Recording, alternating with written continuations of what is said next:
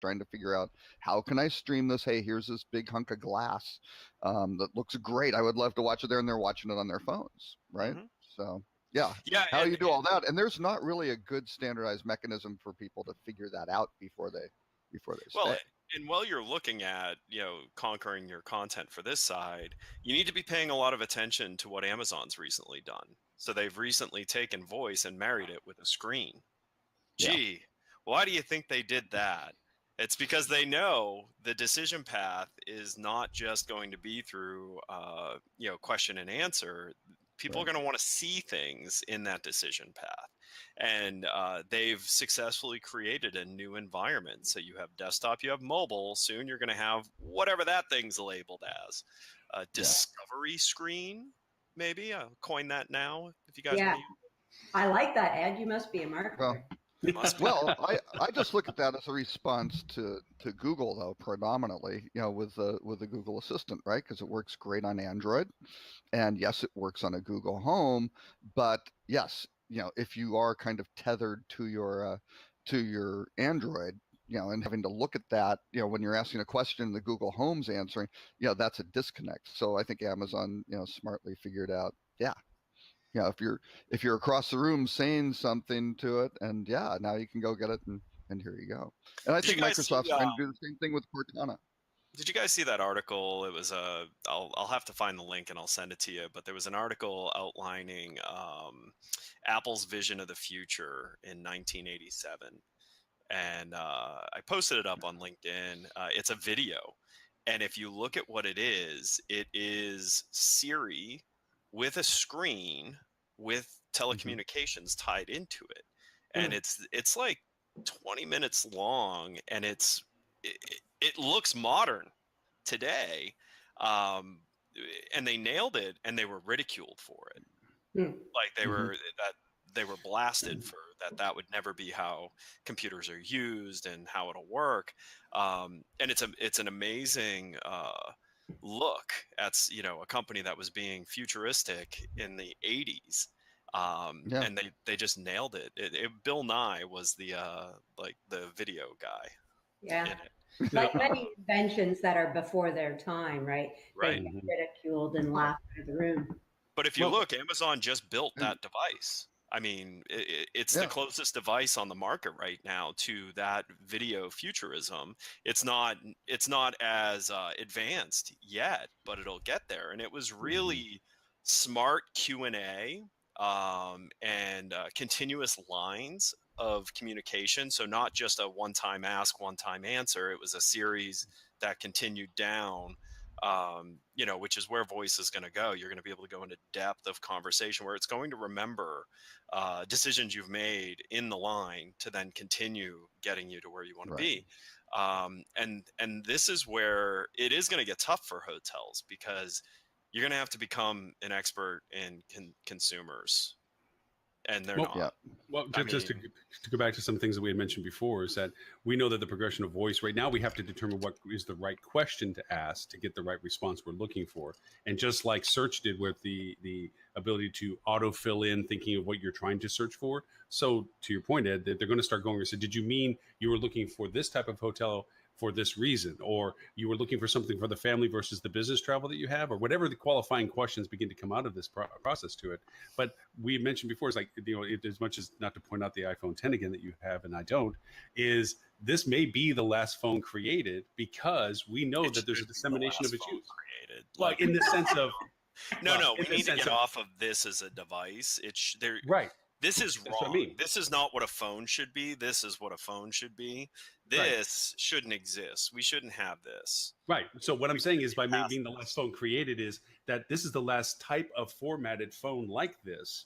And instead, we're going to see things like we're talking about with the third gen watch, like we're talking about with interfaces or wearables and so forth. We're getting disseminated, just like Amazon's now. You might have a face to the screen now. It might be a little visual where the audio couldn't fulfill the request. I mean, they may seem, they may say something like, "Is this what you're looking for?" And a picture might pop up, and help collaborate or corroborate what it is the search, discovery, voice activation is doing. And to your question, Darlene, is that with hotels, without having the information relevant to them in the context that it would be usable, they're not in that conversation at that point. I mean, they're just not being found. If you're pointing out, as you say, a hairdryer, it's the last and least of, and even not even relatable concern associated with the search discovery.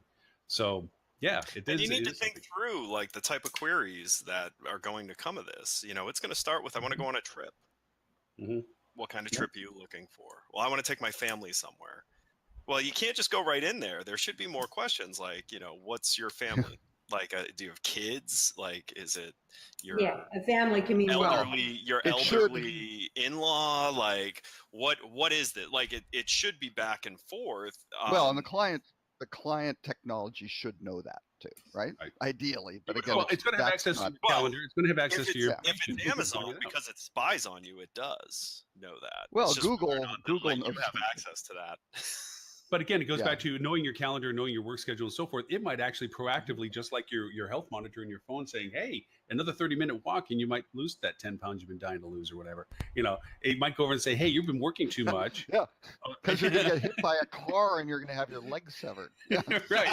You know, it might be something like that. But you know, the idea of it is, it's like, "Hey, you've been working too much. You might consider taking the family out, or you know, you're whatever." It might actually become interactively or proactive in that sense because it'll have that level of information. Well, Darlene, actually, I just with Visly, are you doing anything to help hotels get in front of this?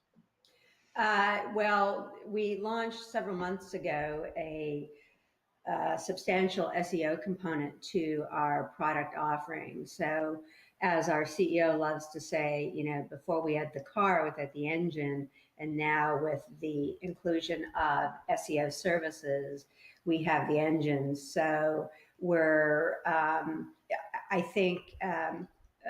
You guys said it, baby steps, right? So we're working with an industry. We're trying to help them get their arms around creating content that serves the long tail search, which is, we believe, a precursor to the whole voice search thing. Because, you know, consumers are smart that way, right? The more they get answers to the questions they're asking by typing in, you know, 4, 5, 6 word phrases, they're learning that, oh, I really can ask a pretty detailed question and get a pretty detailed answer. Well, the reason that works is because the websites that are surfacing to the top of the rankings are those that have been designed with long tail in mind. So I think that's going to help voice search inevitably. And I think we'll see some new things with voice that we don't currently see with typing in desktop queries. Mm-hmm. I just tried a query here with my little Google Home. I just said, you know, I said, okay, Google, what's the best hotel in New York? And it's probably going to start answering me. Yeah, that's more and that. You know, and it says I found a few now. And the list is interesting because it comes back, okay, Google, shut up. See, it responds. So, you're gonna regret that when Boston Dynamics robots become sentient. They'll send the robot dogs right at you and be like, "Shut up!" They, really? I believe they divested of Boston Dynamics. I wonder why they did. But the code's still probably in there. It kept becoming sentient and evil. They just haven't activated the code. But the 3 hotels now basically somewhat matches the 3-pack that comes back on Google search if you type it in. But the 3 were interesting. It was the Pod 51 Hotel, the Refinery Hotel, and on voice it was the Marriott Marquis. On this one, it's actually the Ace if I do it on the screen. So it's the best hotel in New York, huh? All I have to say is, where's the Plaza? They're not doing something right. Well, I think if I the Mandarin Oriental, like those are the best hotels in New York. Right. Well, but if you look at it, what they did was they went and if I type it in, you can see some clues. It's a 4.0 plus rating. Nothing to do with hotel class. They are just going for, now again, the Pod 51, which got listed first in both, had a 4.0, which isn't really that high. You know, Refinery had a 4.4. The Ace has a 4.3. But its price is $92. Right. So Google's going through and trying to figure out what does best mean. Well, and the personalization, if it tailored to you at all. if it's looking at decisions like on consumer, like what level of Yeah. consumer spend you do on certain items to And try and I've find never what your stayed at the pod. definition of Yeah. best. Because And that's I've the never that's stayed the at other the challenge pod. here Yeah. is you have to solve for when someone says what's the best hotel. Well, in what way? Exactly. Right. Exactly. Yeah. And I think what consumers are learning is that they can be more specific. I would consider best hotels in New York more of a head term, right? Because it will return huge amounts of volume. I'm talking about hotels in New York that are pet friendly near the stage deli. Mm-hmm. I think that that's what consumers are learning to do. And so if I don't even know what hotel's near the stage deli. I think it's probably the Sheraton. And so if I'm the Sheraton, I would want to make sure that, first of all, and this gets back to what we said before, this is all about consumer behavior. Who are your guests? What are the demos? And why do people choose you? Once you understand that, then you can start to create your content around that, because that is what they're going to be typing in the search bar. Right.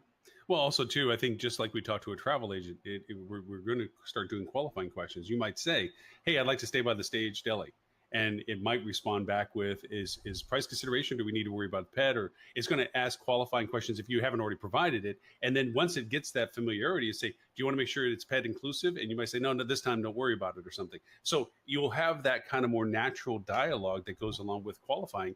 And again, to your original inspiration of the question, if your hotel isn't contextually related to those topics in a way that's usable in this new format, then it's not going to be included in the result process, because there is some sort of definable quantifiers of, best versus not best, price versus not price. And you need to make sure that data is relevant in the contents that you're presenting us so it gets used correctly. It's structured data at the very least. If I may take us in a different direction, just off something Always. you said, Lauren, you just mentioned travel agents. I've been reading a lot about the travel agency role in today's environment. And something that struck me as profound, but not, is that travel agents buy, they don't shop. And I think, we hear a lot about direct bookings and bypassing the OTAs and all that stuff.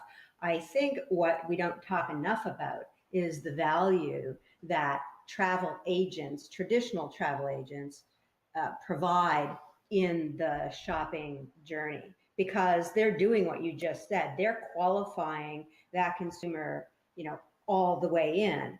And so when they go online to make the transaction, it's because they're at a point that they're ready to purchase something on behalf of their client. Mm-hmm. And I actually, you bring up an interesting conversation, not recently, but in times past, that travel agents rely upon static data first, dynamic data second, where they are familiar with the product. Their intimacy of the product and the markets and so forth promotes their starting point. They don't need to say, "Oh my gosh, I've never been to Athens," even though I'm touting myself as an Athens travel agent. So now I got to start from scratch and figure out where all these things are and stuff. They have a fundamental working knowledge already. They already have preferences that they know and exist. What they need is affirmation and any new updates to it. So sometimes their methodology of search isn't about discovery. It's about reaffirmation, or in the cases of changes, variations to what they may have known before. So yeah, it does bode the differences as to what the communication between travel agents and normal search discovery travelers have. Yeah. Or commission override offers and things like that. Or, okay, there are motivators. We're not, or getting pushed by the agency. That wonderful restaurant that always seems to buy you free dinner when you show up with people. Actually, just real quick on the voice search, I had to check. The stage deli is no longer there, so the proper response would be, "Stage deli is closed," as is the Carnegie Deli, which makes us very sad. I know, it is sad. The Carnegie Deli closing was really sad. So you're going to have to go to the Second Avenue Deli, or really get an Uber down to Katz's, because I don't know if you want to stay way down there. So. Now, I got told, and there has been a revival of small, intimate neighborhood delis as well. There has been a growth of those since there seems to be this void being created by these well-established, well-known locations that I'm still perplexed as to why Carnegie closed. I mean, what was wrong? They always had business. No. Well, they weren't paying their taxes, allegedly. Weren't that paying was their so interesting. taxes quite as accurately as they should have. And they had an illegal gas hookup. The second one was the really bad one. Oh. Wow. And ironically, Yeah. they probably could have gotten past the gas hookup problem if it wasn't for the taxes issue. Right. Perfect storm of combinations. Oh, well. Anyway, so we Yeah. digress off to Delhi. Sorry All about that, Darlene. Hey, Robert, just on a Dallas not native Dallasite, but the city of Dallas level, we have 2 Shake Shacks now in Dallas. Didn't know if you knew. Woohoo. And what do you think of them? Because we have like 5 of them here, and I'm Really? yeah, like compared to like BurgerFi or Five Guys, I don't think they're all that Yeah. compelling of a difference. They're good. What struck me was the price of a Diet Coke. It's like $2.50 for a carbonated fountain drink, right? So Oh yeah, Five Guys, same thing. Five Guys isn't cheap. I have a strong preference for Five Guys, but Have you had the ones in BurgerFi, you no. guys have that out there? So BurgerFi has come in. It's Shake Shack-esque, a little bit bigger of a footprint, slightly larger menu, but also I think it's higher quality meat they're using. It is an interesting. Del Rey was one of the first. It was actually the second. It wasn't the first. It was the second BurgerFi that came out, and neat. It was right on the beach, and neat concept and so forth too. But it is at some point these higher level burger places seem to blend some of the aspects of them to similarities. I mean, there's always the comparison between Five Guys and what's the West Coast one? Is in Dallas too with In-N-Out. Yeah. Which I used to love. Like, it was the first thing I do anytime I go to Vegas is go to In-N-Out Burger. But since we've gotten Five Guys and BurgerFi and all that, it's yeah. Well, by the way, Holly's with us in spirit. She's in the chat room today. Although she's a Shake Shacker. Yeah, she's speaking of which, there is something incredibly exciting happening in Dallas this weekend that you should all do, which is go watch the University of Central Florida Knights go play SMU, 2 of the hottest up-and-coming coaches in college football facing off. And SMU football I'm tickets are canceling like all 15. of my SMU football tickets are like $15. I don't know if watch next year. Their coach, he's a year behind ours. They just qualified for a bowl. SMU next year is likely to be a top 25 ranked college team.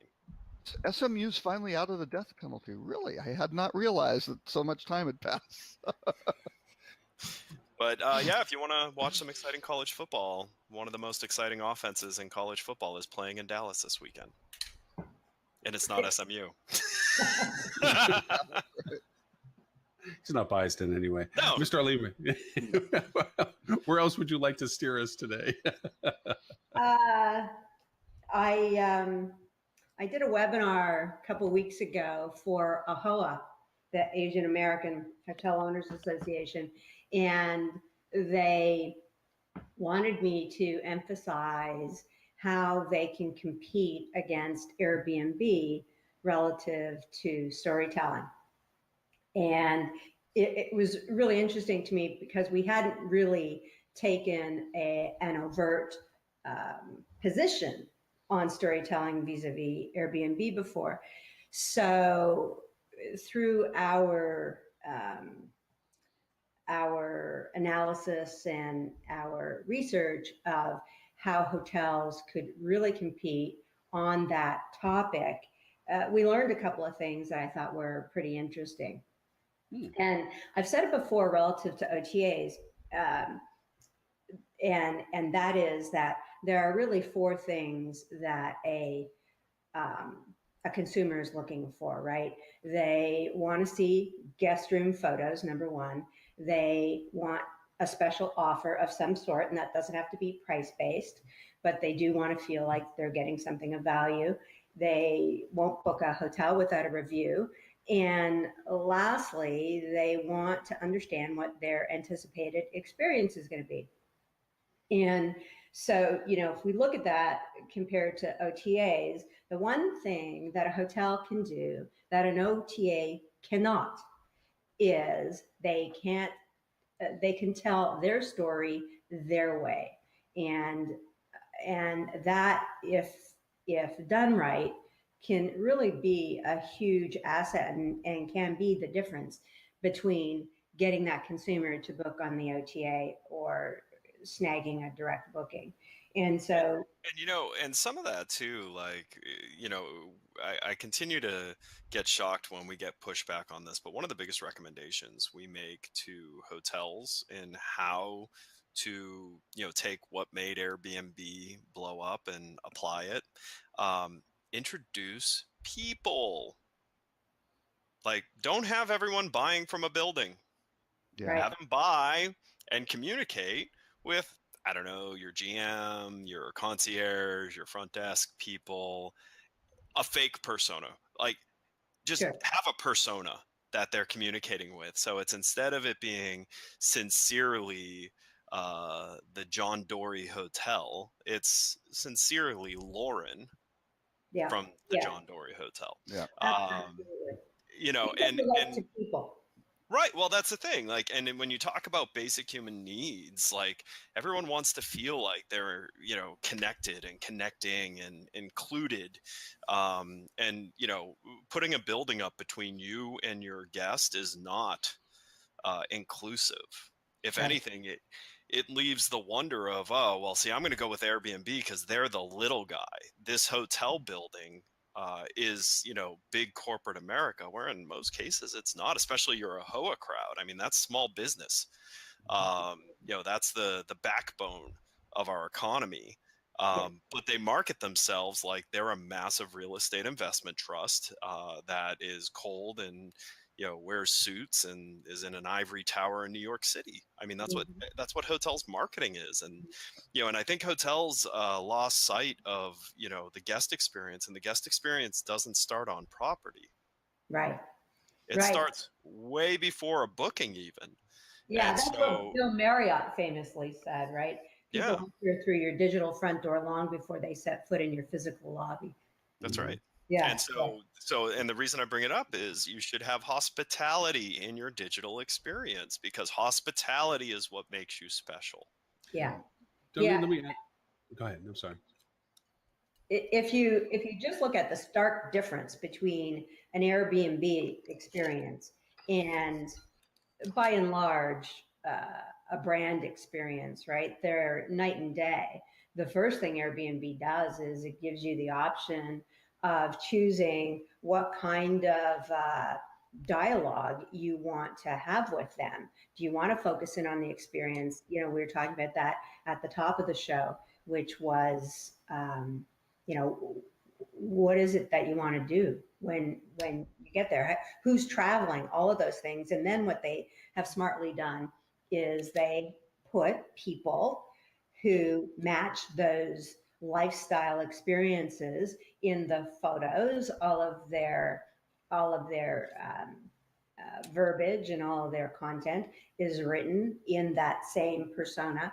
So, just brilliant. But my point is that hotels can do those things. We certainly have the platforms to enable them to do it, but it is going to take a change in mindset. Instead of the bulleted list of, you have an air conditioner or a thermostat in your room, to you have to describe who you are and why someone should stay with you differently than you have for the last 100 years. Well, and you should And the stop looking at other hotels. Right. You should look at well-run businesses and how they spend money to bring customers in the door. And you can look at comparable well-run businesses. For sure. We just talked about Shake Shack. There are hotel groups that easily line up as a comparable to Shake Shack. Because I look at it this way, and I look at it with my current company and my past company. My past company got to a good size, but still, like, a medium-sized hotel in a major city turns more revenue. So my question always was, is why did I take it so seriously? Because I knew it was key to, excel in winning customers and keeping customers and bending to them rather than trying to make them fit the mold that we created. You know, and you know, you look at the difference in architecture of a normal small to medium business, and then you take a comparable hotel revenue size, and it's it's not the same, and I just don't understand it. Darlene, I Well, want to and ask you a and you question. look at Airbnb, it's just so much harder. It's harder when you have that many different properties. You know, where a hotel has a fairly, consistent product for a lot of rooms, and it should be much, much easier. But Yeah. again, Question. they don't. Question that I have, Darlene, one of the three things you mentioned was, of course, needing a review to do an affirmation or denial of the person's interest in the product. Just bringing more to current time frame with this little black eye that TripAdvisor just got, with it being kind of national news at this point. Do you think that that's going to create a ripple effect? I mean, given the way that social ripples now compared to even historically 6 months ago, even a year ago? Why don't you explain the black eye for our viewers, Lauren? Oh, you mean the one that where it's been pointed out that TripAdvisor was purposely or in their algorithm determining that certain reviews were not being posted because they were not family friendly, and they've decided to change their algorithm to be more reflective of reality. That seems like a bit of a cop out for them. I will have to say it was a little distressing to hear that they use that as their defense. But the idea of it. But do you read the reviews that get written? I mean, Yes. you had to have known they were doing it just purely by the fact that there's not a single review on TripAdvisor that reads like anything on Reddit. Right. And you know there's a filtration going on, of course. Right. But I think or YouTube comments. Right.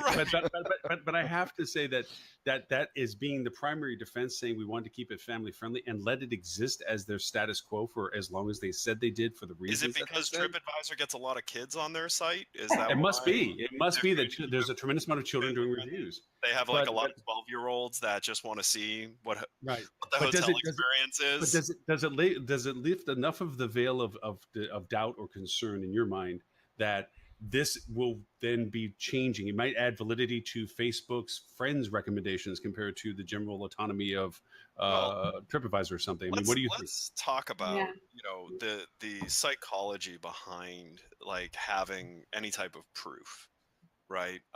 So with TripAdvisor, what we're basically saying is we're just going to take the word of strangers because it's better than the word of the marketing material being put in front of me. With on your own site, self-cooked reviews, you're literally just saying because you took the time to write something about the experience for this type of persona, we're going to take that as that checks the box. It's not a high bar to provide the proof.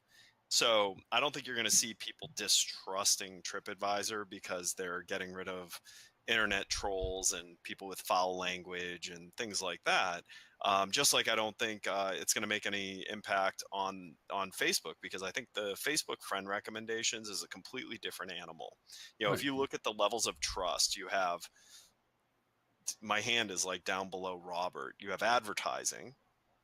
Then you have like strangers' thoughts on things. So that could be influencers. It could be TripAdvisor reviews. It could be any of that. People you dislike, because at least you know enough about them to dislike them, so you know how to take what they're saying about something. The people you like, the people you trust, right? That is like kind of the gauge of trust. Here's the thing. It all works. Like advertising at one point, before there was a lot of this, advertising was what people went for. It's not what they go for anymore because they want that human element, and even if it's a stranger, they'll take it. So I don't see this eroding how people feel on their decision path. Well, people leaned on advertising because that's all there was, and we had to take the brand's word for it. I think, as you point out, Ed, I think people, and the research will play this out, is that we look to a variety of different sources for reviews, and we weigh them differently. And TripAdvisor will point out, and I think rightly so, it has to do with the recency, frequency, and the number of reviews. And whether the weighting of those reviews are positive or negative, and how many of each they have. So we know that advertising from the brand isn't going to expose their underbelly if they have one, but it's going to tell us all the positive things. And, we could have an entire show just on advertising in and of itself, right? But there's all kinds of different, as we know, advertising out there. So I think the bigger companies, what I see them doing is it's more brand awareness, it's more affinity based, and they are trying to create uh, a personality for themselves and keep that in front of the consumer, knowing that the consumer is going to a variety of sources to get additional information to either confirm that decision one way or the other. Well, and I think it also goes to a bigger issue, which certainly with Facebook, Twitter, and Google testifying before Congress I knew this you week were for right. multiple days. Yeah, well, no, the thing with TripAdvisor, and I'm not defending TripAdvisor at all, because the no profanity thing I think is fine, right? They say, if you're going to use this language, they filter it out. I think where things started to shift, where in this particular case, the reviews were regarding rapes and things like that happening at the hotels. They were having accounts being deleted, things like that. That I think was getting more with the lawyers going, hey, we don't want to be sued for libel. And it's this whole, or are even they just the media? basic, we don't want to be tied up in and being a witness Right.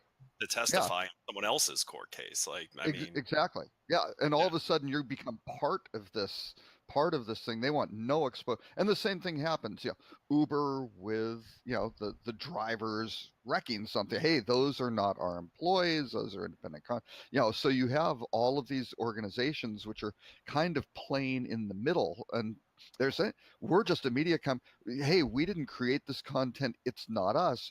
But all of a sudden there's a responsibility, because again, I wrote a big 6-piece article, I think it was 2010, on kind of the weaponization of reviews, and yeah, got a lot of play for it for T News. But that is a problem where people see this stuff is very powerful, and all of a sudden there's somebody out there in the world now going, oh, if we can go put a sock puppet account and say something like, here's something horrible that happened, now that this has to be published by TripAdvisor, that's the new norm, all of a sudden you can start taking down your competitors. So this is a really murky area, which we'll have to see. There's that whole freedom of speech. There are far more nuanced ways to mess with your competitors in the world of technology today. Oh no, like absolutely. One of our ones we're surprised no one's picked up on is, you can do through many different types of bot technologies, you can geofence areas and listen to what people are writing socially.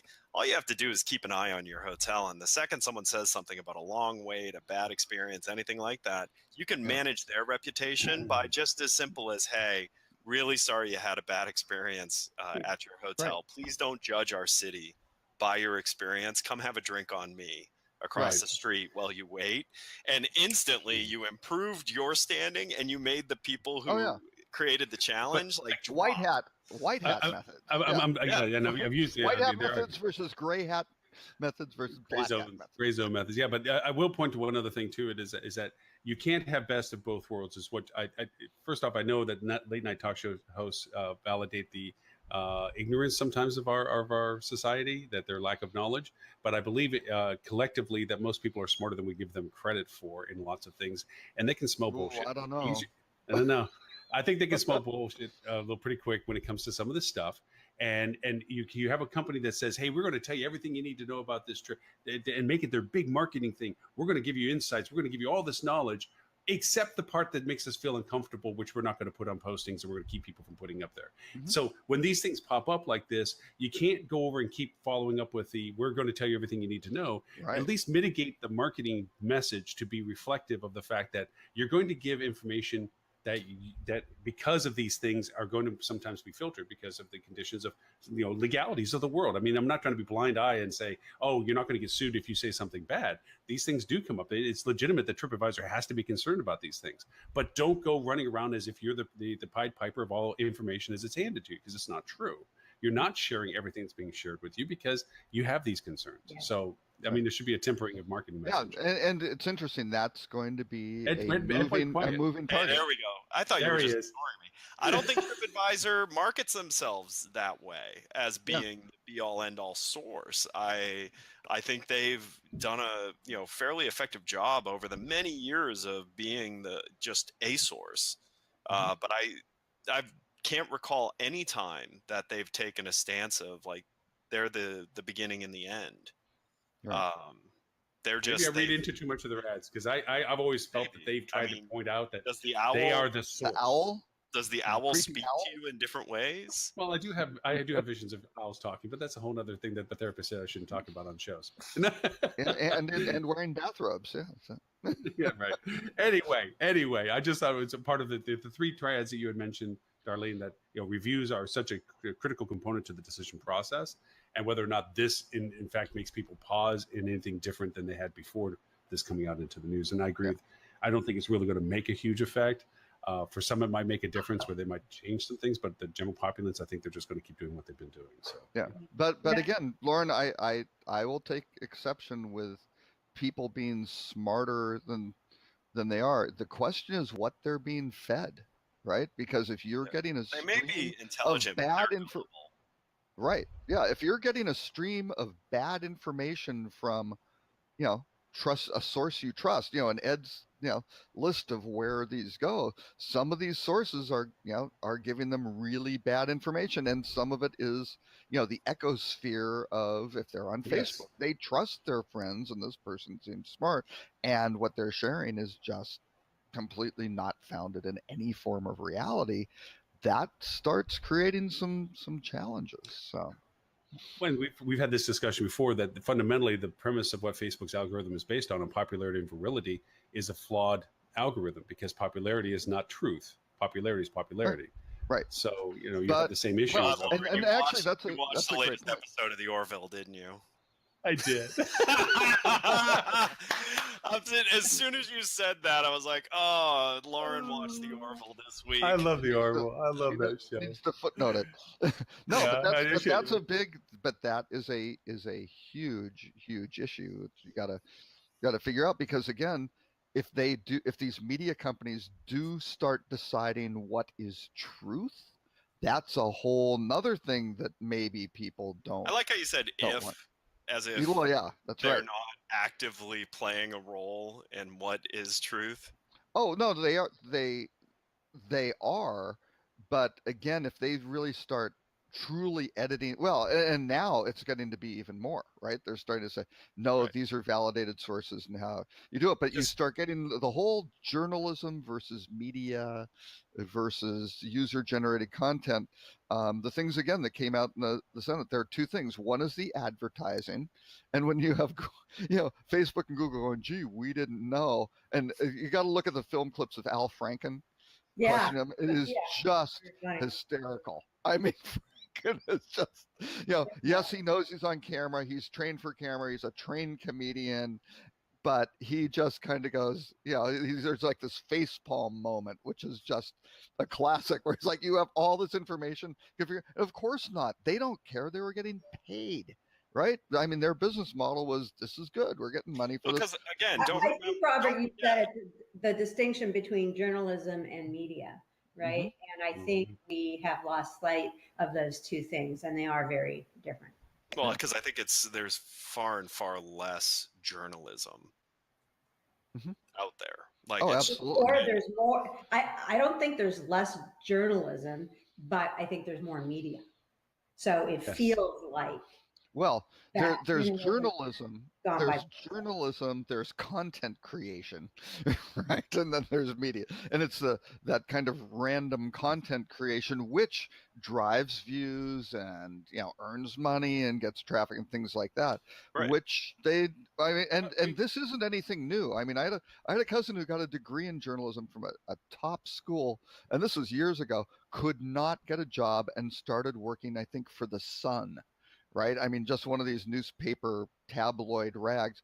And she interviewed everybody, Paul Newman, Michael Jackson, all, and published articles. She never spoke to any of these individuals. What they'd do is they'd write up some salacious, story, send it to their press people who would say, no comment, because we don't talk to these guys, right? We don't even want to do that.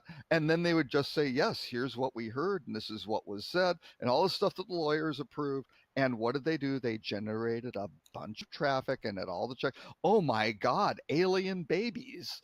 And people, I don't know if they believe it or not, where we get into that whole they're idiots who read it. I don't know. Or they're just looking for just goofy entertainment.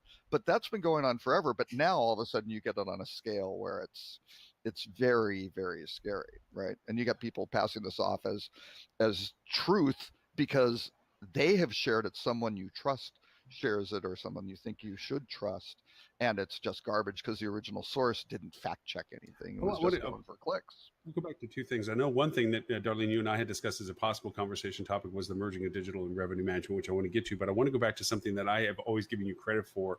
You have been always resolute and have been consistent in this messaging for now more than a few years, and that is the storytelling aspect. The value proposition of storytelling, and it leads credence to what we're talking about right now, is that all of us have shifted our paradigm to accept this new echo bubble that we put around ourselves of self-fulfilling content and so forth, and listening to messaging. But at a core, going back to hoteliers are kind of following the lead. We talk about shiny object all the time and so forth. Oh, hey, that's something new. Let's try this. Or, hey, that's a different way of doing things. Let's do this. And they're getting off of track of what core fundamentally is hospitality. And hospitality, to your credit, has been persistently, there's a story to tell.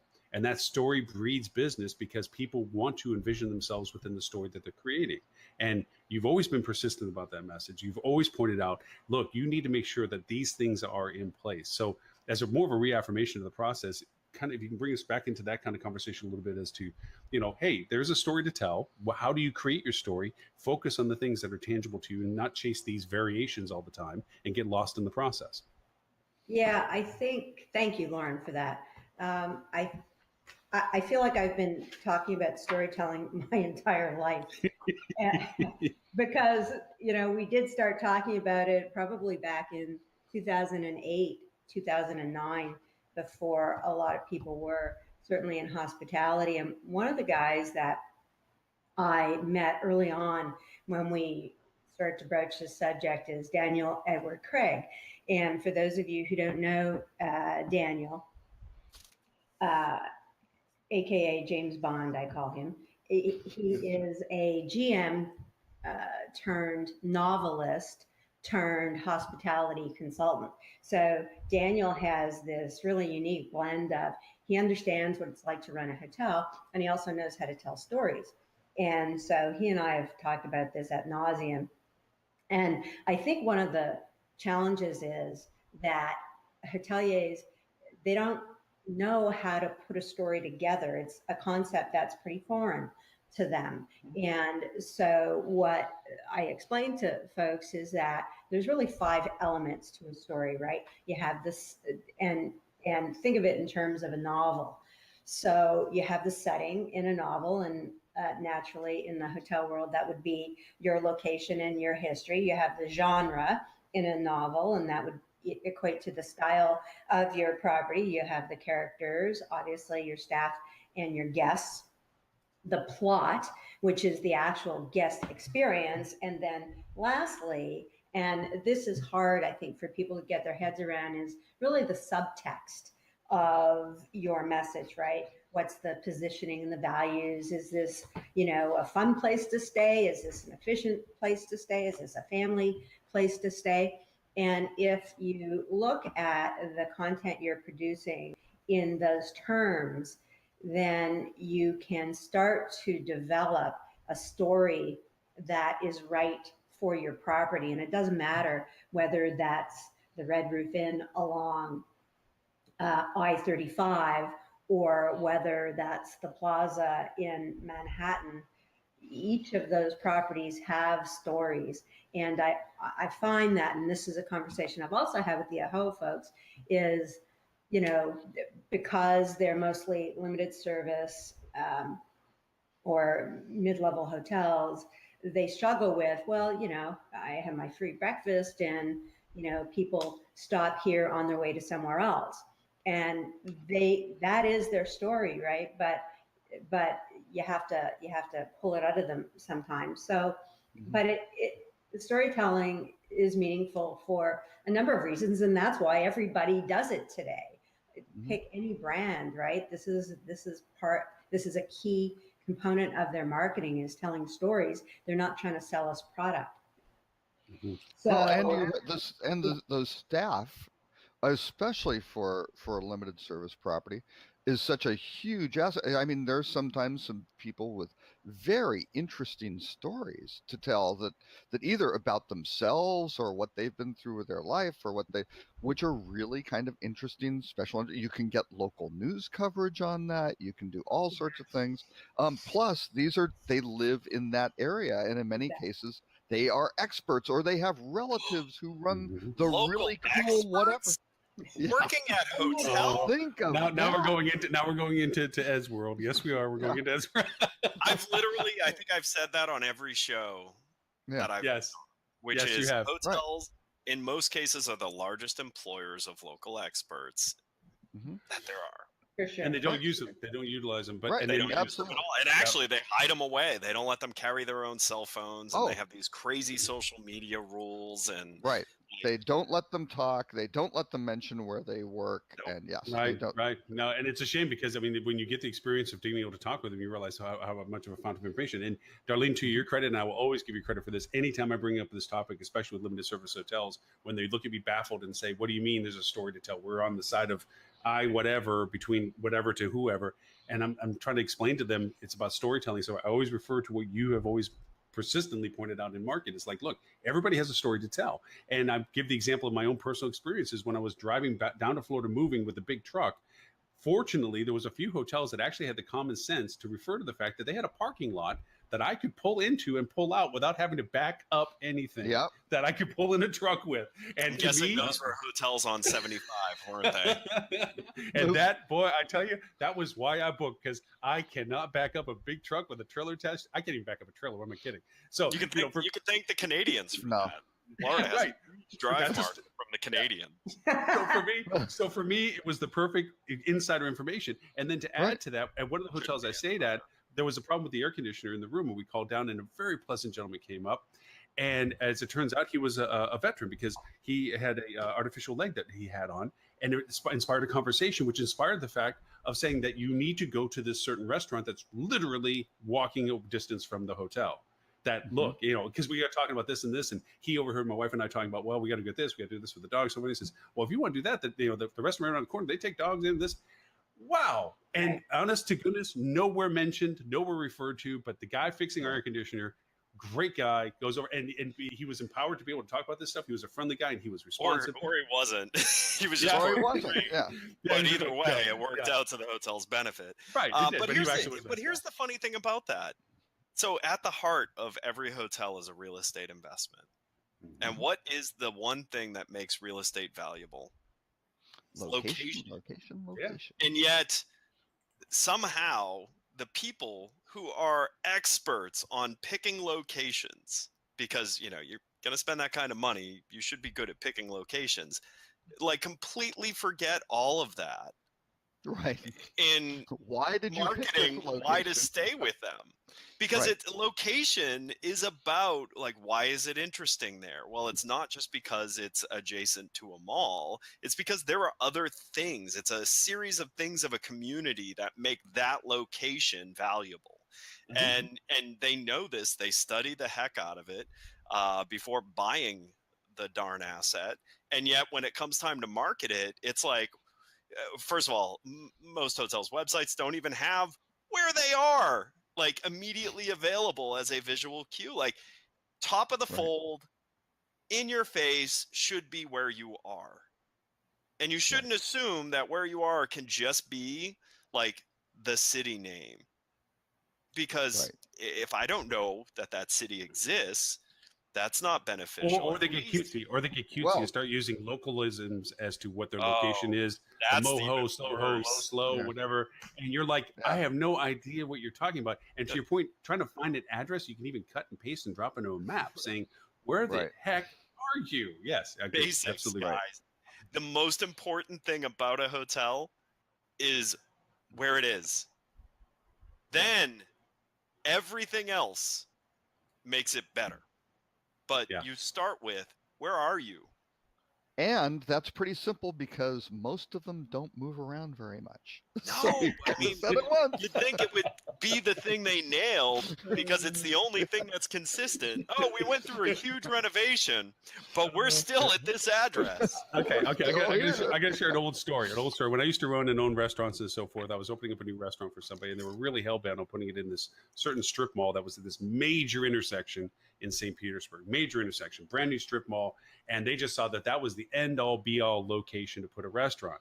And I was Right. fighting because I parked in the parking lot there and I was watching, and nobody was pulling in for any reason whatsoever because everybody was just flying through the intersection to get to wherever they were going. So I pulled the traffic numbers up, and all the traffic numbers validated that this would be a great location based on traffic silver. And this is long before internet stuff. And so I started going over and polling people by going to local restaurants not on the intersection as to what kind of business they had. And so I found out that most people, when they're at that location, are too far from home and too near work, but not close enough to work yet. So there was no reason for them to want to pull in to a non-retail, restaurant-based kind of thing, because by the time they got at that intersection, they were either close enough to just finish going home, or they were close enough to finish going to work. So it wasn't lunch, and it wasn't going to be dinner, and it certainly wasn't going to be breakfast. It was too far away from everything that even though the traffic was there. But that kind of common sense mentality of, okay, if you build a hotel, you would probably check with the local information source to know that you're going to get the traffic you need, the exposure you need, the visibility you need, and all these other things associated with it before you build the building. So to your point, Ed, it's like with all that in place, why wouldn't you use the local resources of information to augment the value proposition of why you purchased there? So yeah. Boy, but again, with that, you get into situations of curb cuts and access. And in many cases, yes, the good developers really look at it. In other cases, somebody's trying to sell a piece of land and get that pad site done and moved, and somebody's like, "Yep, that's right, let's go." And here are the right numbers, and they don't do it. And they'll you've got just a turn lot and of burn ones and they'll just keep turning and burning the retail space or the space in general. But to hotels, some hotels are built that way too. Some hotels were built for a single purpose. There's a single employer or there's a single function, and then when that purpose shifts, when that employer is gone or the traffic shifts, market-wise, where the business district is no longer the main business district, you have to reevaluate what markets you can get, and that's where the storytelling from Darlene What comes happened in. to Radiator Springs? I mean, after the main highway went through, no one went to Radiator Springs. Nobody went to Radiator Springs. Yep, they were just left on the side. Yeah, go take a look. Go drive down Route 66. I love that road. What happened to that? Yeah. So, Darlene, where else do you want to talk? Do you want to talk a little bit about the digital marketing revenue combo, or what would you like to do? I know your time is valuable, and I don't want to drag you out too much. We've been having too much fun with it. I'd like to get everybody's opinion if they're seeing what I'm seeing, which is that, and it's long overdue, that revenue managers and digital marketers are starting to realize that the sum of the parts is stronger than them working individually. And so while I don't see a single role at a property encompass both of those responsibilities necessarily, I am seeing that those two roles are starting to share information better, collaborate better based on the data that they're seeing, what strategies that they can put into place, and realizing that in many cases, certainly if you have an independent website, then you have the flexibility and the adaptability to change to those market demands on a dime. And that helps both of them, right? It helps the digital marketing goals, and it helps the revenue management goals. And I'm wondering if you guys are seeing the same. I'll let everyone go first since I've been doing the rocket programs for a while. So. Okay. It's never made sense to me on how marketing can operate without revenue management at all. Because revenue management is who's setting the pricing and understanding demand from other channels. Their data is so valuable for a marketer to understand that I don't understand how we got to a point that there are marketing people inside of hotels that don't collaborate or answer to ultimately someone who's revenue oriented. I also don't understand how marketers got into a situation where they're not incentivized the same way as a revenue manager is. I mean, It should be a blend. Yep. Yeah, they should be incentivized on the revenue of the hotel, not, vanity metrics. Like sub-metrics inside of marketing should not be part of the incentive program. The incentive program should be, we all want to make more money. So everyone should be aligned to making more money. Not and you don't see that. And I think that's why you see that separation, because, in the orgs where marketing's metrics are like just way off and left field, like they want to drive, more traffic to a source. Okay, great. To what end? Like, is there anything being done to make sure that traffic actually converts to something? No, just traffic. Okay. And yeah, that's Right. I think Well, that's but the answer. Go ahead, You've got Robert. the sales department drive group business, and maybe at this particular time or place, yes, they can play around with, we're going to increase the group rate, lower the group rate, but yes, maybe the salesperson should be sitting on the sidelines and not doing stuff, and that's a real problem. So should they be incented because the hotel's doing better overall?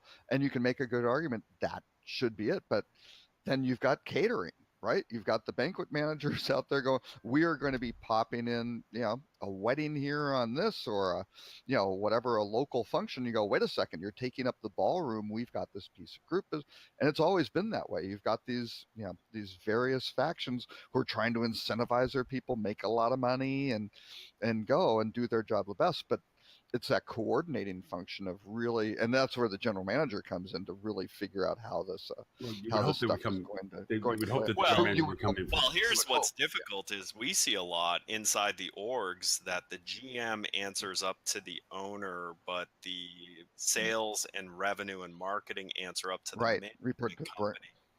Right. And so they actually have completely different goals and their loyalties are.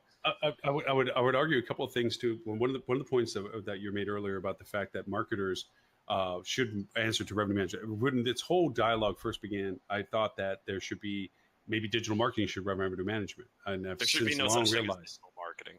Right. Now, in all honesty, it's a component. It's all marketing. Yeah. It's all marketing now. Yeah. The other is that revenue management must drive it, because there has to be a goal set for the marketing to go to, which answers something that you pointed out, Ed, is that marketers don't want to be connected to revenue management fundamentally, because they have gotten a mea culpa this entire time. Just picture the fact that there's no recourse to their failure. If they did a marketing effort, it's just a matter of spend and bonus. I don't want to say that the human in the job doesn't want to, because here's the thing. At the same time, can you imagine having a job where you fundamentally don't understand what you should be doing for your organization? True. For those who truly enjoy it. There's a lot of that going around. Yes. Right. And so, to that end, I pick less on the people in the position who are, getting the cushy, worthless metrics that they're being paid on.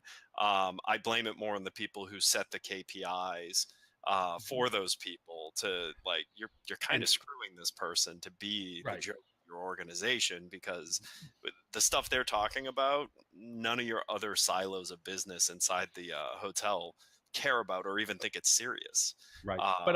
But the reality to it too is that marketing as a division within a company is usually the least staffed, if staffed at all, and relied third party more so than any other in its functionality. So you have somebody that may be responsible for an agency's performance, but they don't want to be held culpable for it. So they'll be the liaison, but they won't necessarily be the responsible party for it. They're just going to be the communicator. I would also add to I like e-commerce positions, but not hotel style e-commerce, like retail style e-commerce. Because if you look at what retail e-commerce person does. It's what a revenue manager and a marketing person Marketing does. should in a do together. Right. Yes, I agree with that Yep. statement. The other is I say there should be an equal combination of sales with digital marketing and the use of revenue management, because in the old growth of our business, sales has been the default by reservations and everything else. That says, okay, after we're done exhausting our transient options, we're going to leave you the scraps for group, or at very best, a salesperson is going to fight for their high group demand cycles, and that's it. And now with the tools that are available via marketing, a sales team can now effectively fight more specific battles that says, listen, I can sell because of a certain collaborated event and a certain, Saturn's lined up with Sun kind of thing, that we really can sell the bejeebers out of this time block. So don't do transient first, a second, give me first, transient second, and have people Right. truly argue because they have the data capabilities of making those points. And it was kind of fun on the Revenue Council for HSMEI recently. They had a lot of the sales council or board on there with them. And I don't want to reveal the name of it. He was a very vocal, and it was so fun. It was like this penned up, hey, you revenue managers, now that you're listening to us, let me tell you how the real world. And it was so much fun to listen to the silence of revenue managers as the salesperson is going, and you do this, and then there's this, and there's this, and you didn't do that. And it really brought to home the reality is that needs to be a blend of sales in there too, to adequately, not to defer to them as a filler after transient has been exhausted, but a true talent as to what can be done optimistically. Well, here's the thing. Well- A real revenue manager is looking at all sources of business and measuring which Mhm. ones make the most sense for each day of the year. And that is a real revenue manager. So a real revenue manager should be looking at questions like, where does it make sense? Where's the cheapest way we can get the highest quality guest during this time period? That's what we do. Well, So if that's but the highest quality guests, yeah. How many revenue managers really look at personas, right? And I'll add one How more. many I'll add revenue one. managers look at lifetime customer value, One or two. right? Oh, I can tell you. And here's the thing, Lauren, to your whole thing and your concern about some of the shift in the world. The brands aren't experts at customer lifetime value. I can tell you that for No, sure. none of them are. No, No. no. It's well, that was one of the things. Actually, Darlene isn't involved with the conference this year for Yeah, HSMAI. I So, know. but that was one of the things we came up. We Look at came that up with smile. a Like, that's right. yeah. We came up with a theme like it starts with strategy, which is fine. But I really wanted to focus on customer lifetime value. But everybody kind of agreed nobody does it really well at all, and there just wasn't. It was just too hard, right? It's too far off. And you look at that and go, wow, They that's can't even that's math it a out. really Unfortunately, let's be very- realistic. They can't even math it. The loyalty groups within the brands get that because that's what it's all about. Trying to No, but even a lot of their Yeah, definition even though of he- customer yeah. lifetime value is not its annual transactional value of a loyalty member, not Right. the overall impact for now to that person dies. Life cycle, yeah. Like, Yeah, I mean, that's the Right, thing. and- Like, even and when you total look at the spend. statistics, yeah. I'm Yeah, thinking total more spend, not share of travel wallet. industry as a Right. whole. The airlines do that pretty well. I think. airlines do it really well. Actually, most Right. large scale businesses understand customer lifetime value incredibly well. Right. This is another one of those strange spots that I think there's two math. I always use them as two criteria. There's two math things that most people in hospitality have either forgotten or never got taught, and that is lifetime value and displacement value. They just don't know how to math it anymore. They don't know how to and understand the usability of those two figures when it comes to decision process. I'll also add one other category of a department that I think needs to be included into this process with revenue management, and that is accounting. And I make that statement from the fact that now more and more channels are being used, more and more methodologies are being used, and more of it's being funneled through the accounting process for payments and so forth, is that they have to be actively aware of what's going on to know how to calculate actuals, because you get a lot of overlaps of services and so forth. And a lot of people or a lot of organizations are taking identical credit for sources of business, and they're being paid because accounting is not being included in the conversation, saying, hey, look, this XYZ provider, that when they give their production, compare it to these ones and see if there's a production overlap. And if so, we make the decision. We have to create criteria as to who gets it, who doesn't get it based on what we say it is. And those conversations have to be included in the revenue management process, because accounting needs to funnel that back to revenue management and say, this is the actuals. Booking's great. But until they actualize, you can't assess the actual value proposition of the channel, Right. and from that determine what you want to make a strategy. So I would include accounting in the process of keeping that dialogue beyond just Here's the marketing thing. and sales. There should be collaboration at all levels. Sure. Oh yeah, I mean, the GM should be bottom line, rounding them all best around. the best businesses have collaboration across Mhm. all aspects of their organization. Right. So, Mhm. like, we can keep individually bolting people on here, but the bottom line is, every major silo of a hotel should have some form of leadership, and there should be some form of leadership that gets together and sets strategy. What are we? Right. What are we doing? What are we going after? What aren't we going after? So How- then that leadership can go to everyone else and say, here's what we are. Here's what we're going after. Here's what we're not going after. You'd be amazed at how much that would fix. But If everyone again, in the your reality, org knew in the what reality of the they world, were- though, revenue managers have been put into this oracle position. They walk in and they crack the book open and they tell people what's going to happen, and they walk out. Even the GM, because unfortunately, ownership groups, management groups have put the revenue managers sometimes in a pedestal of a direct pipeline that circumnavigates the GM. It used to be the GM was the only sole spokesperson for that property. Now, no. They're the spokesperson for most of the property, but revenue management has been put into some lead roles where the GM actually has to confer with the revenue manager what's being said to the ownership and management teams because they've been put into that position. So there has to be, if you want that teamwork infrastructure, revenue management has to be brought into that collaboration, not dictation. I think. And I'm not Which is sure if this which is a where, funny shift. if this is where you're going with that, but I don't know that the goal of the organization should be revenue or profitability. I think those are the results of the goal.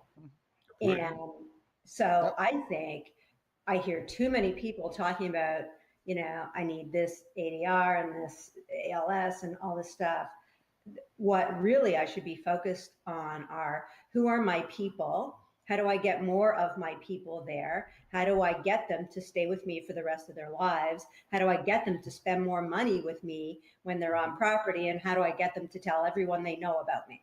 Right? Perfect statement. Perfect statement. Right. Yeah. So it's again understanding who's your audience, what's your value proposition to them, who's not your audience, and what's not your value proposition. Right, exactly. And you create this compass Yeah. of an organization. Like we know, like my entire team knows when certain types of properties call to nicely educate them, but point out to them how we are not a good fit for them.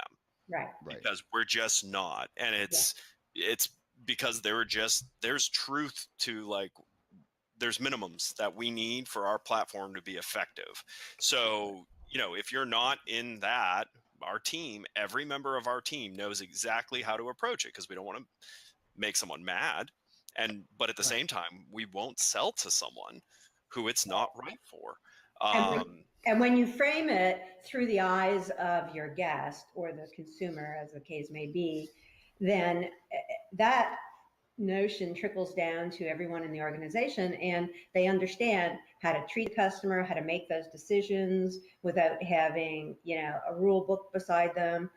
They can achieve those business objectives more easily. And as a result, the goals get hit. And you hear me talk about this a lot. That's where companies that forget who they are, because you're either in this space, you're either a hospitality company or a real estate investment company. Yeah. You fall into one of those silos. And at the point that you forget who you are is when you create the problems. When real estate companies start trying to act like hospitality companies, that's where it gets expensive. That's where profits go down. That's where guest satisfaction goes down. And when hospitality companies start acting like real estate investment companies, the same thing happens, just in different spots. Know who you are, and know that who you are defines certain aspects of how you should operate. That's right. Mm-hmm. I can only begin to tell you that the notes, I mean, one, I try to keep up with the pace on the timing of when it is in the show that these statements are made. But honestly, Darlene, thank you. You made some incredible statements. Really good stuff. Out of this. Really good stuff. And to add your credit too, the 5 steps, I had never had it described in such a nice tiered way. And I think it's a great statement to make. So these show notes are going to be really cool. I mean, honestly, that I'm reading them, I'm like, dang, that's some good insights for that. Now, if I only didn't. someone would watch this. Oh, come on! There I can are tell you, four of us here, Ed.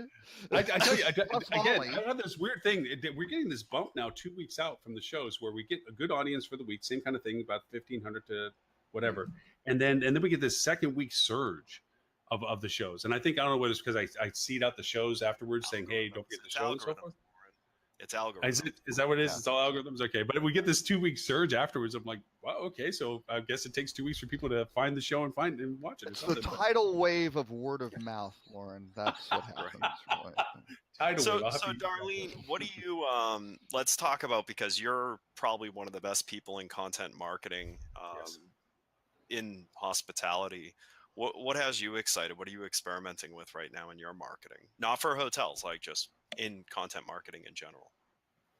Trying to figure out, I think, Lauren, you just said it. There are so many assets out there, so many different kinds of content. For me, what's exciting and what I'm racking my brain to try and figure out, and I haven't cracked the code yet, is what's the next thing?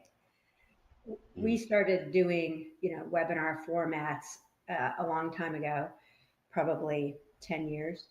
And I feel like it's tired. A couple of years ago, we started introducing the notion of having everybody on webcam, and that seemed to brighten up the asset and engaged more people. But I still feel like that's so yesterday. So I don't know what the next new thing is in how to educate the marketplace and keep us, all ships rise with the tide, right? So I love that, sharing best practices with everyone. And I think, there are companies who go, no, I don't want to participate because I don't want to tell our trade secrets. Well, that's insane.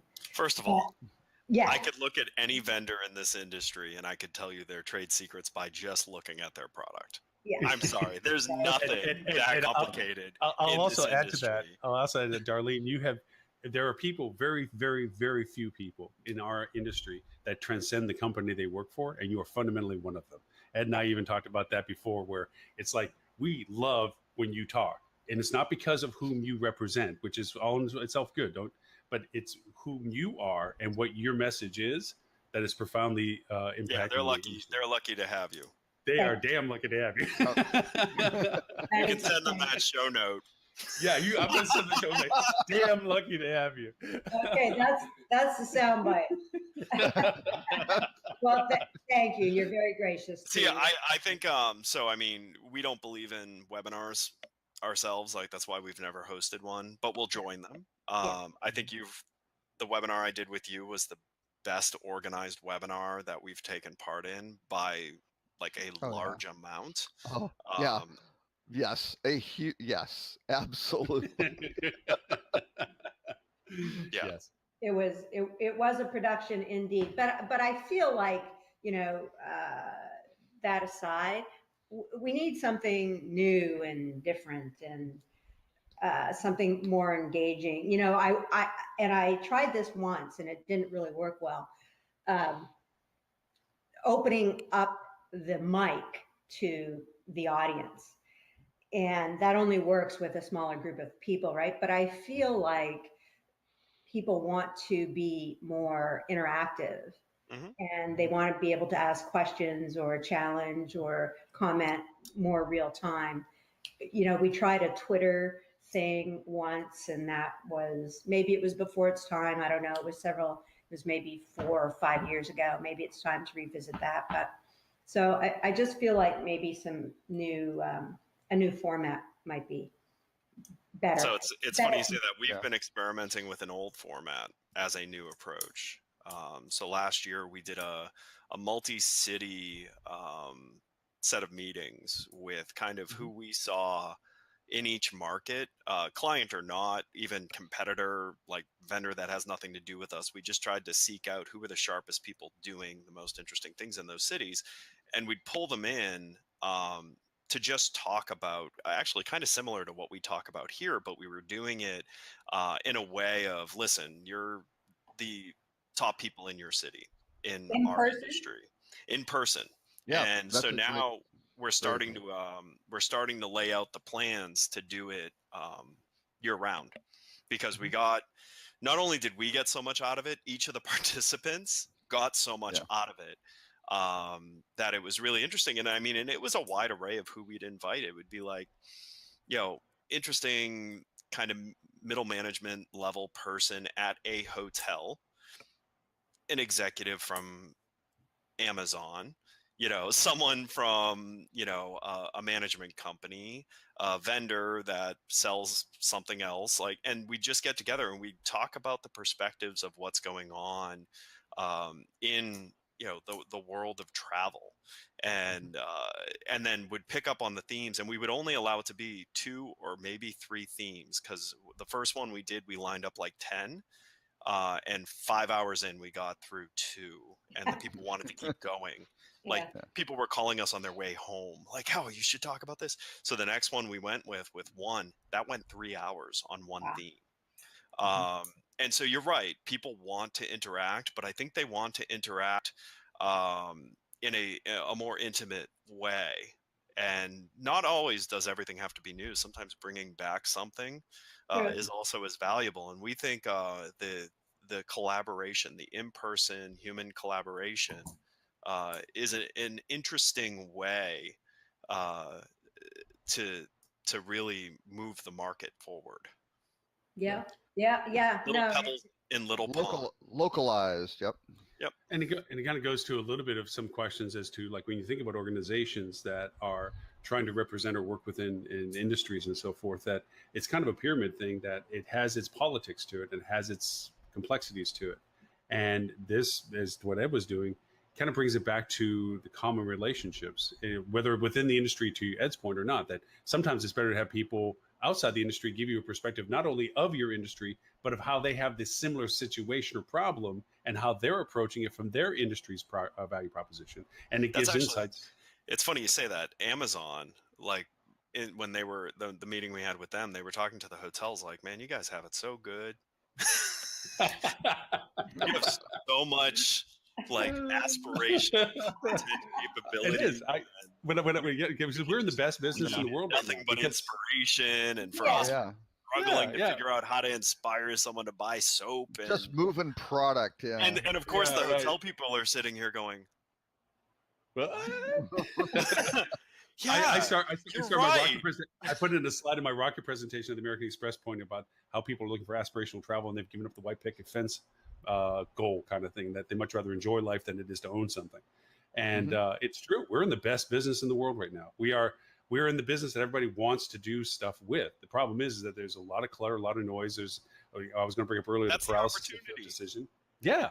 Because Yeah. if you can succeed in that diversity, then you create a focus here. And to that end, to what you're saying with the gatherings that you have and so forth, is that voice is in the mainstream. It's in the people that are every day are showing up behind a front desk.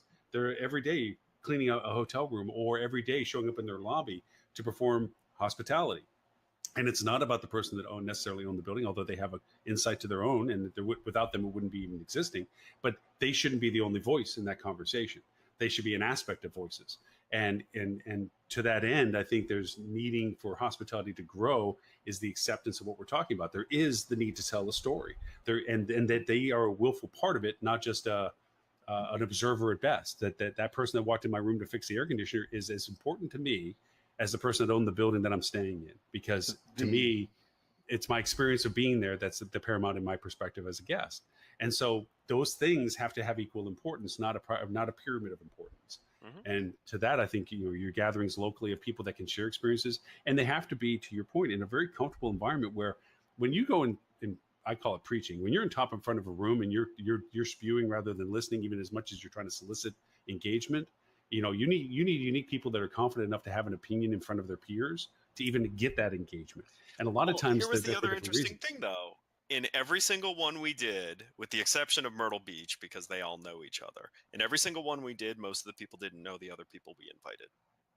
And getting them comfortable enough to open up and That's talk right. without reservation that they're going to be perceived differently than they hoped they were being perceived is profoundly powerful compared to attending something that's controlled, managed, structured, delegated, and fed.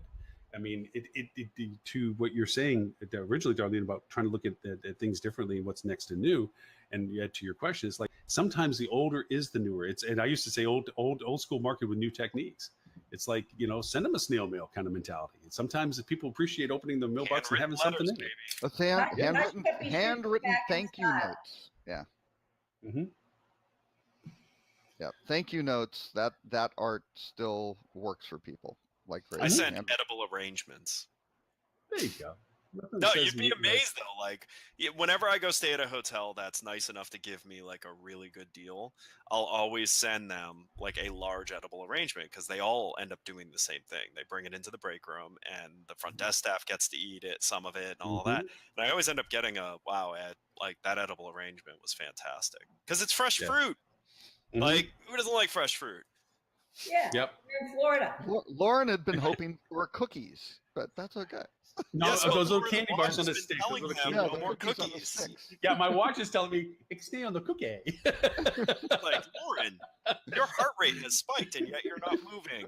Perhaps Why are you less sweating? cookie. Yeah, it's like Hal out of 2001: Space Odyssey. What are you doing, Lauren?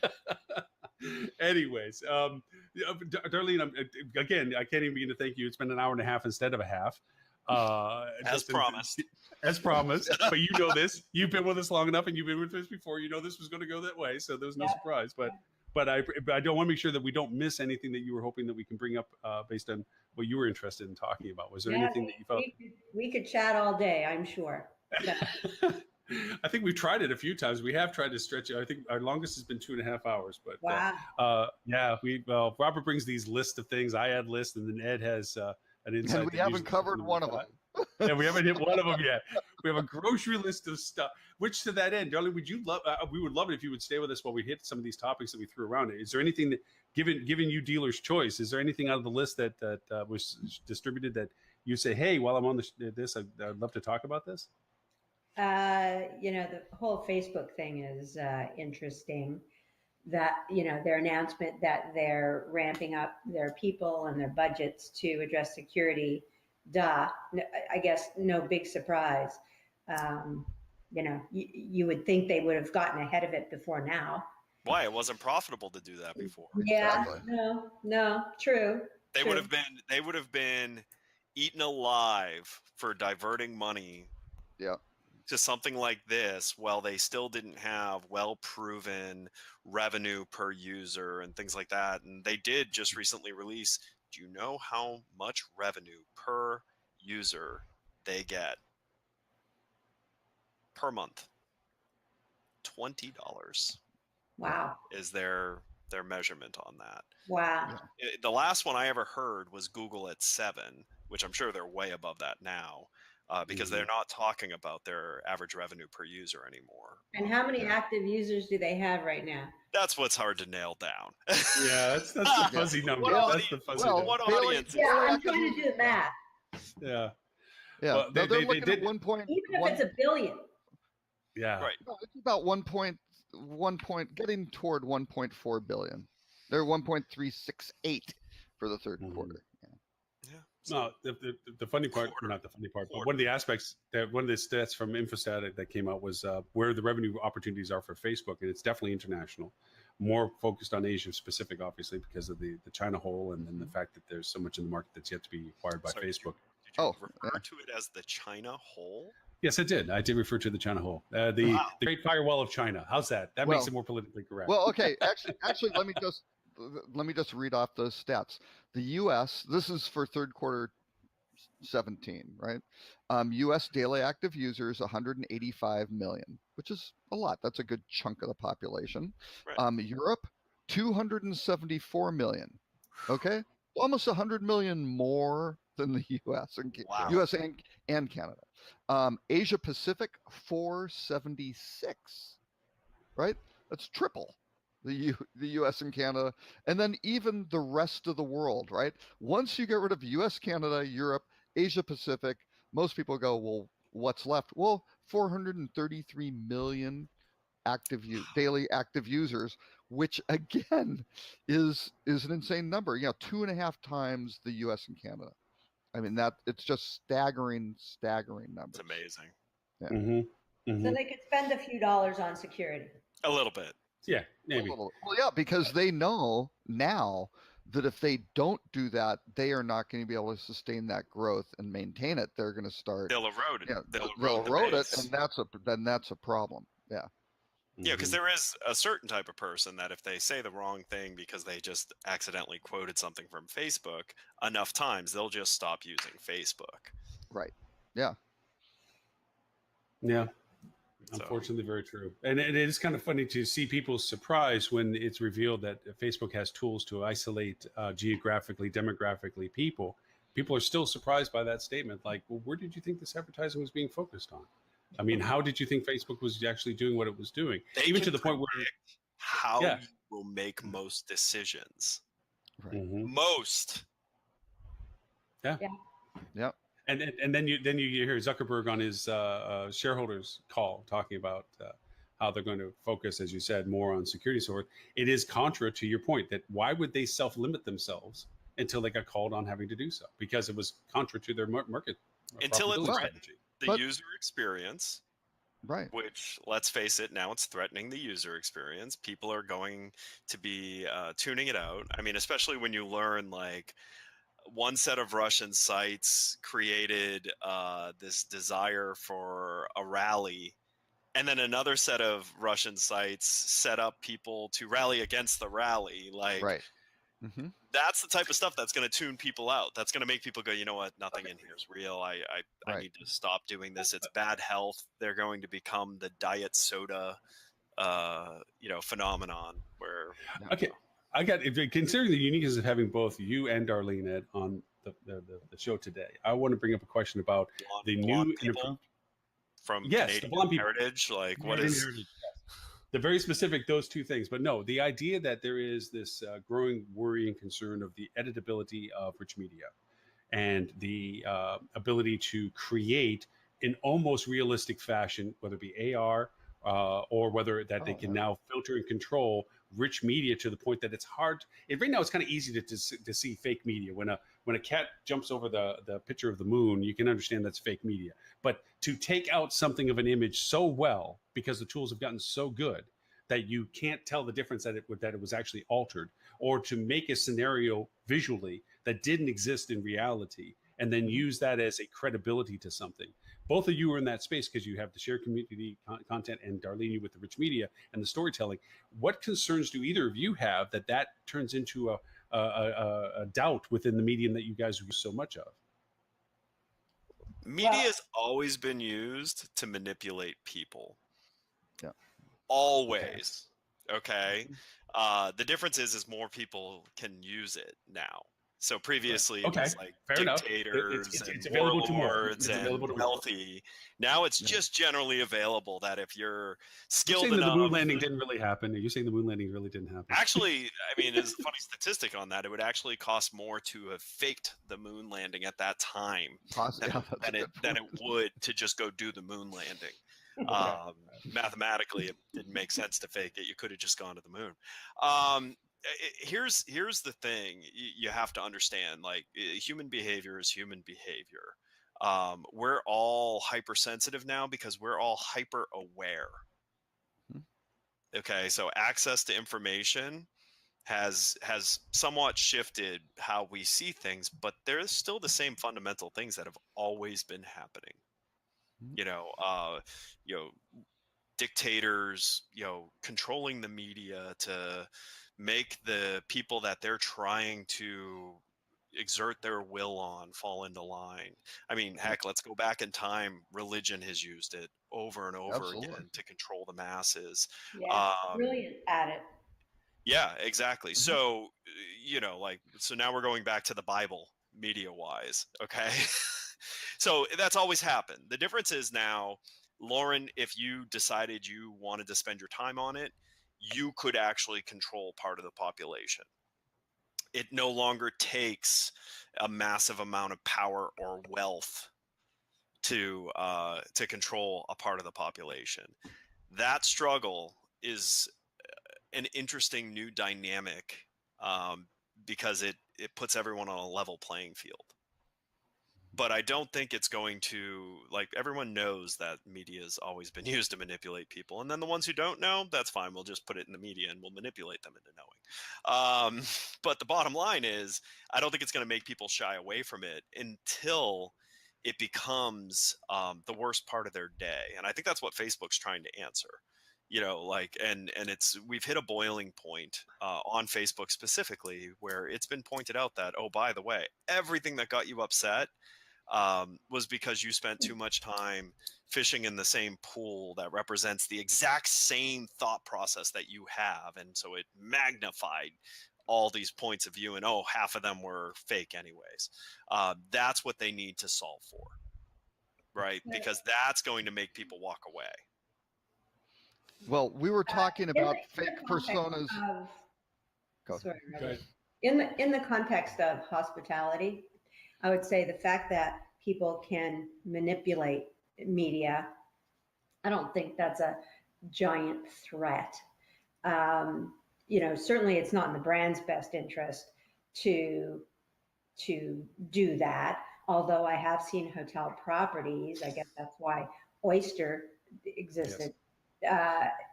Where they will take up construction outside the balcony window, and then the guest shows up and there's a crane, as their view. That doesn't serve a company well. You might get them once, but you're not going to get them twice, right? Right. So in the hospitality space, I think people all have day jobs, and so to Ed's point, if you want to spend your waking hours manipulating stuff to trick people for one reason or another, I think that's just a short-lived thing. So, but it is easy to do, certainly a lot easier than it has been. And I think people, and we said it early on in the show, I think people are gullible. Which is why, going back to reviews, I think that's why they check on average 3 different review sources, because they are skeptical, because their experiences outside of hospitality are influencing that. And so they're going to check around, they're going to check the OTAs, and they're going to check the brands, and they're going to check the vanity sites for that reason. Yep. Yeah, they're going to validate this decision that they've made. I mean, that's before they book, there's this validation step where it's like, okay, I've done my research, I've figured it out, I think this is good, but where have I made a mistake? And then, you check the reviews and look for, keyword. If people start seeing bed bugs or dirty or rude and things like that, all of a sudden they go right back up the funnel and start searching for their second and third choices. No, I was thinking about subtleties where you can't necessarily control your consumer content. So say, for instance, and there's plenty of applications out there to the general population, to your credit, Ed, saying that more people can get to it, where they had a picture of them on the beach and they decided to take out all the bad stuff, and then they share it in part of in the medium, and then somebody bases their purchase acquisition on the consumer content that you shared, and then in turn come back, oh, what the F is this? There's all that junk out there that it wasn't in this picture, and you're like, that's not my picture. You say, yeah, but you shared it, or it was part of resources that I had available. When you share it, or if you put it on your site, you're representing it as true. Right. And that fuzziness, that softness of those things engaging, because we are it is, well, that's not fuzzy in its interpretation. It's fuzzy in the fact that most people don't know that they're not aware of the fact that they're taking that responsibility. Yeah. And so you because can of have something that says you aren't endorsing, but if you share it, you're endorsing it. Right. I mean, well, there's still people that are sharing. That's why I think it's funny. Content without authorization. There are hotels and hotel companies that just put unfettered feeds from TripAdvisor on their site. Which is hilarious, because it's like, oh, here's this horrible review that you're allowing to show on your site. You are literally telling people that review is 100% accurament. Right. And that you're paying people to actually see that review too, because you're driving business to your direct channel to show it off. Yes. Yep. Yeah. I went through that life. But yes, but I'm just saying those are the kind of things I'm thinking. Go ahead, Rob. And I posted something in in the chat here, you can see Lauren Gray's talking about Instagram. Yes. Lauren Gray's Instagram feed. This is how Lauren presents himself on Instagram Every day. That's me. Yes. Exactly. Yeah. I believe it. I get a backlash on Twitter where her population, which is quite heavy, her audience is very large. They're telling me on Twitter that I should surrender my Twitter account to her because Right. she obviously has way more people following her Well, for and apparent reasons than mine. because So, because on Twitter, I think she's like Beach Lauren 02 or something like that. something weird, because I was an early adopter. Lauren worked at Melbourne Beach Hilton in 02. That's why he's Beach Lauren 02. That's what it's exactly right. Yeah, there exactly. you go. Yeah. Yeah. So- Nobody can convince me those are two different people. Normally, you have never Darlene never can just, seen click them in the off same without us room. noticing. So, Darlene, what else? What else would you like to talk about? This is What else do we have the hat for that? I think I'm good. I think I have to run to Shake Shack and get a burger. next time you come to Well, Orlando, I'll take you to BurgerFi. Okay. Yeah, you like BurgerFi. And if you make it out to Phoenix, then I'm sure that Hollywood would be welcoming the company to go to Shake Shack because she's a ardent supporter of it from the looks of it. And I hope she's feeling better. She I don't know, but something hurt herself and she wasn't able to join the show today because she felt that she would not be able to talk. So she's in the chat room. I appreciate it. Like she hurt herself to where she can't vocalize. Like, because at first I thought you were like saying she hurt her hand or something. Yeah, No, I that's think she hit her nose and she has a couple of dark eyes and she thought that yeah. Uh-oh. So, She's entered the whole inner sanctum of hacking apparently, and things have started getting That's ugly. what it is. So, yeah, she's taking their coding classes, and that's what's happening out of all this. Oh, that's right. that's right. Yeah, that's right. Yeah, she's in Well, the Some thank- sort of thank some you sort very of much argument over for Jason that. or something. Yeah, Darlene, thank you for. Thank you. Yes, for inviting yes. me. It's fun. It is always a pleasure. If people want to know more about you, about Leonardo, where is it they can find you, Leonardo, on all the information? They can certainly find me on LinkedIn or by way of Leonardo and leonardo.com. All Awesome. good. Awesome. Darlene, again, thank you. It's great to say that this is not the first time we've had you on the show, and I hope it's certainly by any means that you always have an open invitation to join, and we sincerely appreciate the fact we get to focus on topics with you today. So thank you very, very much. Thank you. See you guys. Good to see you again. Bye. You too. I'm gonna allow Robert to rant on his wedding experience since he made such a point. I'm so glad we get to talk about this. Drop that in there. It's like, I can't miss this wonderful, happy, joyous occasion for him. Robert, please tell us about the joy of the experience of booking a wedding. First, how many people? How many people were you trying? I didn't. Yeah, give us some details. No. Okay, first off, my daughter's getting married next July.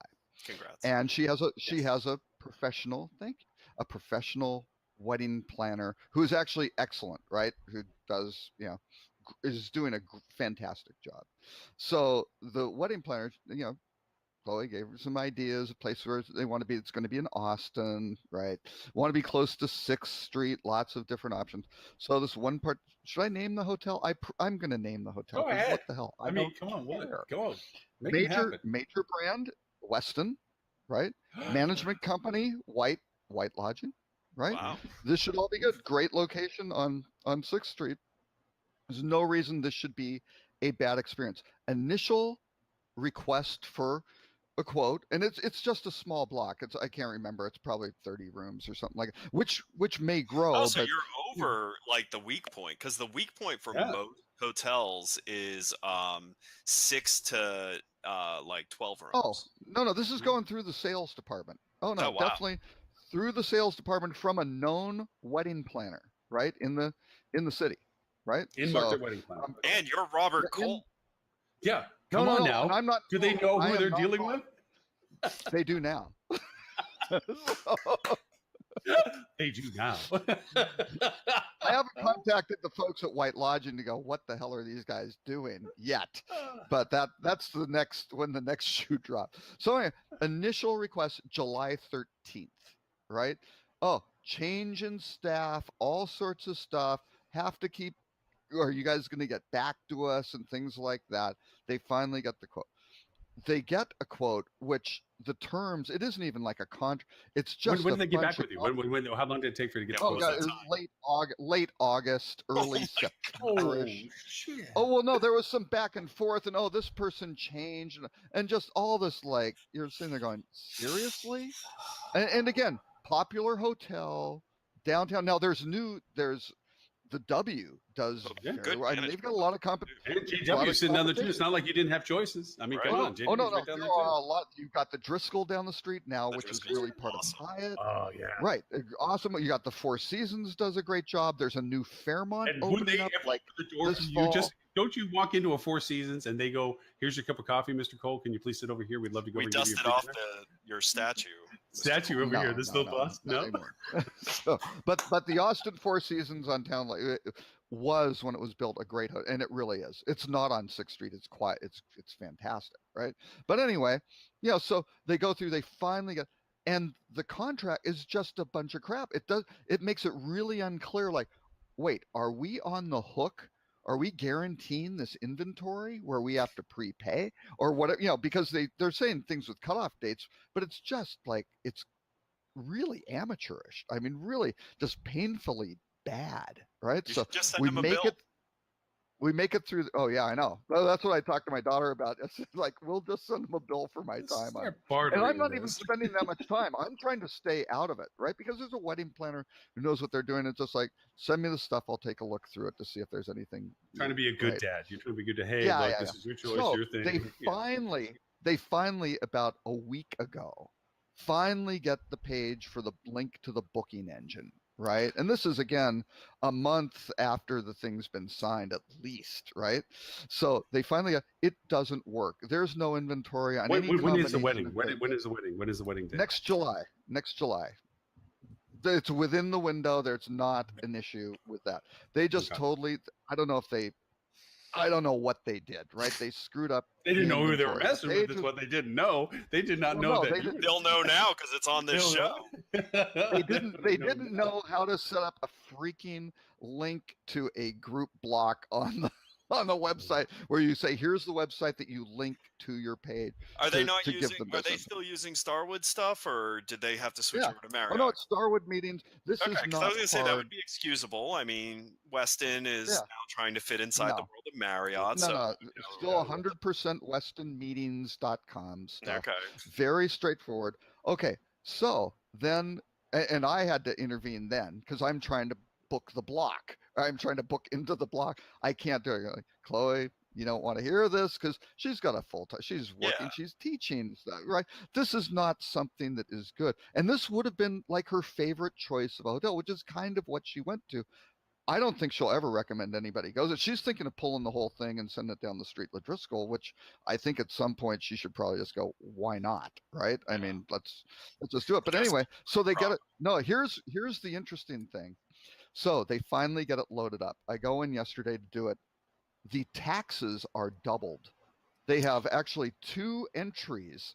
And here's my theory. Now, again, it may just be incompetence, right? And that's what it probably is. But I'm looking at this. They have a line item for city tax, and this is loaded into the Starwood or the reservation system. They've got a line item that says city tax, another one that says occupancy tax for the state occupancy tax, right? The 6%, 9%, all done. But then they have 2 others that say city and occupancy with the same amount. So I'm going, why do they have? So they're taxing the gratuity, I'm sure, as well for everything. No. These are 2 line. There are double line items for tax, but under 2 different account names. And my theory, and again, I don't trust anybody on this stuff because I've done too much internal control stuff with hotels. I'm willing to bet there's some collusion. Either it's incompetence or there's collusion between somebody in accounting and somebody in the sales department, throwing a couple line items on these groups and then splitting the difference on 15% of the group revenue. Right? Real easy to do. And why would you have 2 accounts that would just say city and occupancy with different names? You have no need for multiple accounts in your system, right? Kind of have to bring that to white lodging. Yeah, you gotta. Yeah, I know. I know. I probably will. You need to take your booking. Walk into the property, walk into their accounting office, and say, "Explain to me line item for whatever it is, and tell me exactly where this is going." And before you tell me a lie, or you call just you go, out to white, on bullshit. just go to White Lodging. Just go to White Lodging. They are so good to this industry. They share a lot of their, thought Right. processes. Like they're big contributors to the Oh, yeah. overall, like. Do you think they're centralizing their sales teams down there, and maybe that's why you're hitting some bumps that they were changing who was going to be on property versus not? Do you think anything that's happening, or what were some of the excuses? I don't know staff why. changes? Oh, I'm looking at this from a customer perspective, which is like, wait a second, right? And I almost didn't notice it because I looked at it and went, wait, that total is too high, right? Because I just knew, kind of with the taxes, a couple $100 a night, and this it's like that's for 4 nights. It should not be like over $1,000 or. That doesn't make sense. And then when I looked at it, because you can only look at it by drilling down in the detail to see it, and you go, oh, that's not good. You need to screen capture that stuff too. And you need I to did. get all No, that. I got screen captures on it. Yeah, So I'm telling. What am I doing? I'm telling Robert to do this. Good God, he's the man that can garner data from anywhere. Oh, no. Never mind. Okay, I even said that. Excuse anyway, my impotence on that one. Then there's a thing that I blame White Lodging for, and it's not just White Lodging. Other groups, including the Four Seasons in Austin, do this. They charge a state recovery, or it's called a state recovery. And in Texas, there is a franchise fee. I have to pay a franchise fee now that I'm a LLC in Texas. So what they do is they recoup it from the guest, which is a lot like which it has nothing to do with the fuel fee. Remember people try to pull off the fuel fee? Oh yeah, it's the same as a resort fee. Everything else they throw in 0.6%. And I mean, the Texas comptroller came out and basically said, no, you can't call it tax. If it's tax, you got to send the money to us, because that's it's very illegal to misrepresent. Like you can't. Oh no, they call it a recovery fee. There's nothing that they explain what it is or anything like that, right? But because it's a fee, it's also subject to occupancy tax. So they're charging a stupid on a $209 rate. They're also rounding up the penny, which you kind of go, oh, yeah, they're doing stuff like that. And you just go and you go, great, you're adding $1.25 taxable every night on this room block. Really? And you just go, you assholes, because you are. If you do that, you are an asshole, right? It's just so customer hostile, unnecessary. And with White Lodging, and the Texas. Hey, wanted to let you know what's going on at one of your hotels. Yeah. And to save you time, here's a link to the video show where I first went to 1,000+ hospitality viewers. Yeah. But no, hey, other ones do it. Down there too. A lot of them don't, but Hilton and Marriott I don't think do, but a bunch of others do. I don't think Hyatt does, but anyway, the bottom line is the Texas comptroller basically says this is a cost. Marriott does do it. The Westin is a Marriott. Mm-hmm. Oh well, now yes, that's true. That's true. The other traditional ones now that they have not necessarily. I just now noticed that Robert looks a lot like Steve Martin on Father of the Bride. He's got the hair color going. He's got the look. I think we're looking a little kind of Steve Martin-ish here. Father of the Bride stuff. Well, there you. I need to get the arrow through the head type thing and a banjo. So, yeah. And learn how to play it and be funny. But I mean, exactly. Yeah. Well, there are a couple other gaps I'm just working on. I'm at the starting point of it, Lauren. Okay, we'll get the arrow. We'll start with the arrow. Go from there, right? Yeah. Yeah. So anyway, the bottom line is the Texas comptroller actually in their thing says this is a cost of doing business like payroll or anything else. It says nothing to do with revenue. So they're going to charge a payroll fee soon, and then yeah, exactly. Yes. Yeah, a food cost, a room depreciation cost, amortization. Yeah, and value. it isn't associated with the franchise tax is associated basically with your profit margin. So food and beverage is not even access to rooms; they just happen to be charging it. They can. Is there a way? Anyway, have you called around to the market and see if any other hotels in market are approaching it with this recovery fee thing too? Because in all honesty, this is a great article to write. It's like, dude, this is a question to ask. The other White Lodging properties are, and then there are a few others here and there that do. So you can. It's legal. I mean, they went through. I think a couple of years ago there was a court case actually with phone company. Could you even recoup these? And they kind of went, yeah, as long as you don't call it a tax, I guess you can. You can charge a fee for anything, right? Right. Yeah, it's not illegal to charge people fees for yeah, whatever you choose. But they said don't call a tax. And then they went to the hotels and basically said, yeah, you can do this, but not, it's not it's a cost of doing business, has nothing to do with this. And yeah, so it's just another hostile, but it's literally nickel and diming, right? I mean, Mhm. that's the bottom line of it. So anyway, we'll see. But yeah, I mean, in the hotel industry, I mean, you look at, I think, we had a thing on, or Ed, I think mentioned, Hilton paying out, millions of Oh, I just dollars yeah. Well, for here's a what I data thought breach. was interesting and it actually just popped in my news feed. Is it was just using, Hilton had that breach back in 15. It Mhm. cost them, basically peanuts. Like I think the number was $700,000, but they're saying Yeah. Oh, that's basically right. Yeah. the impact of GDPR is, if that same exact breach happened to Hilton today, it would be a $450 million Million fine. dollar. Right. Yeah. Like that's a Yeah. quarter So destroying fine. Like it would yeah. destroy a quarter for Wow. them. Yeah. So it's interesting. I mean, I've just got contacted by a publication that wants to do an interview on blockchain stuff, right? Because blockchain's like super hot topic, and they're saying, well, the hospitality industry, anybody aside from TUI doing this is like, wait a second, guys, blockchain doesn't help you do any of this stuff. You need to get your processes down and your content together and your contracting and make all of this stuff works. Well, then yes, maybe you can have it applied to the blockchain. But otherwise it's going to be just the wild west as these hotels charge off the blockchain. I mean, these breaches are going to get worse. And just like this, where I'm suspecting potential for some sort of embezzlement. There was a services group, actually part of American Airlines, travel teleservice resources that we discovered. And again, I don't know, I figured it out. We saw this travel agency that was getting a lot of business to us. And we're like, what is this? And it happened to be in, we were based in Dallas, and it happened to be in Richardson, Texas, suburb. I'm like, what agency is that? Sort of think, well, what was it? It was some people at the call center getting creative because they supported Fairmont and they supported Wyndham and they supported our group and small luxury hotels, a bunch of other stuff. And every time somebody booked without a travel agent, they allowed to build a pseudo IATA number into their system. So if somebody was a cruise agent or something like that, they could add in an IATA number It's for the and build holiday the file party. because they didn't have the IATA thing. So yeah, these guys just figured out, hey, this person is just paying whatever. It's like the bartender where they pay cash, right, for the beer. And it's like, well, do I put it in the till or do I put it in my pocket? I don't know. At some point, some people Actually, make it's the not decision. it's not quite that bad. That would be like the bartender deciding to sell you a beer for $3 instead of $2 and pocketing the dollar.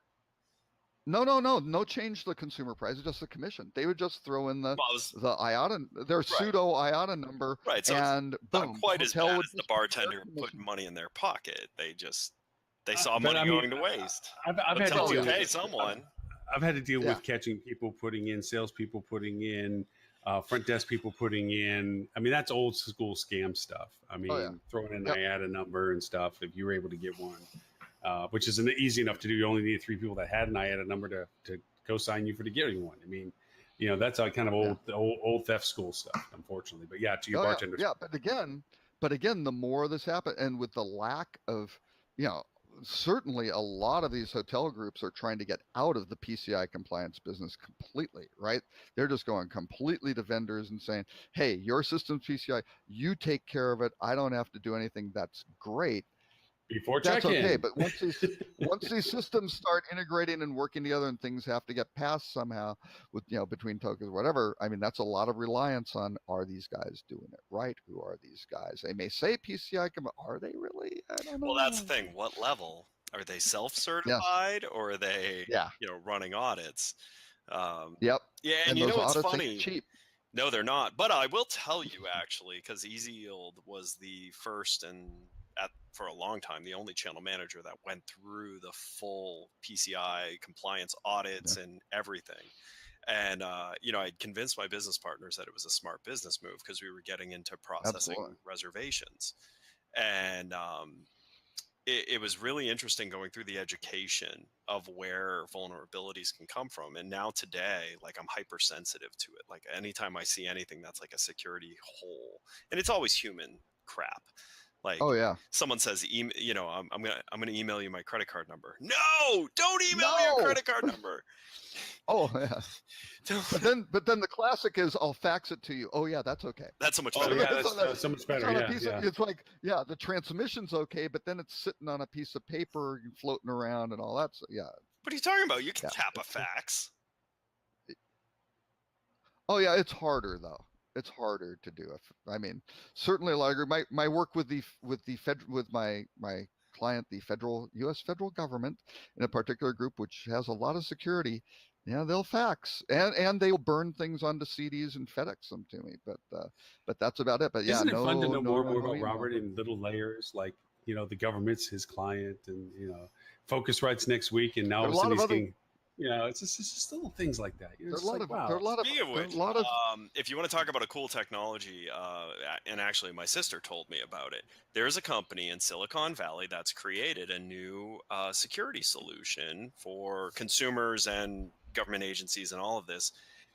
And it is a brilliant premise.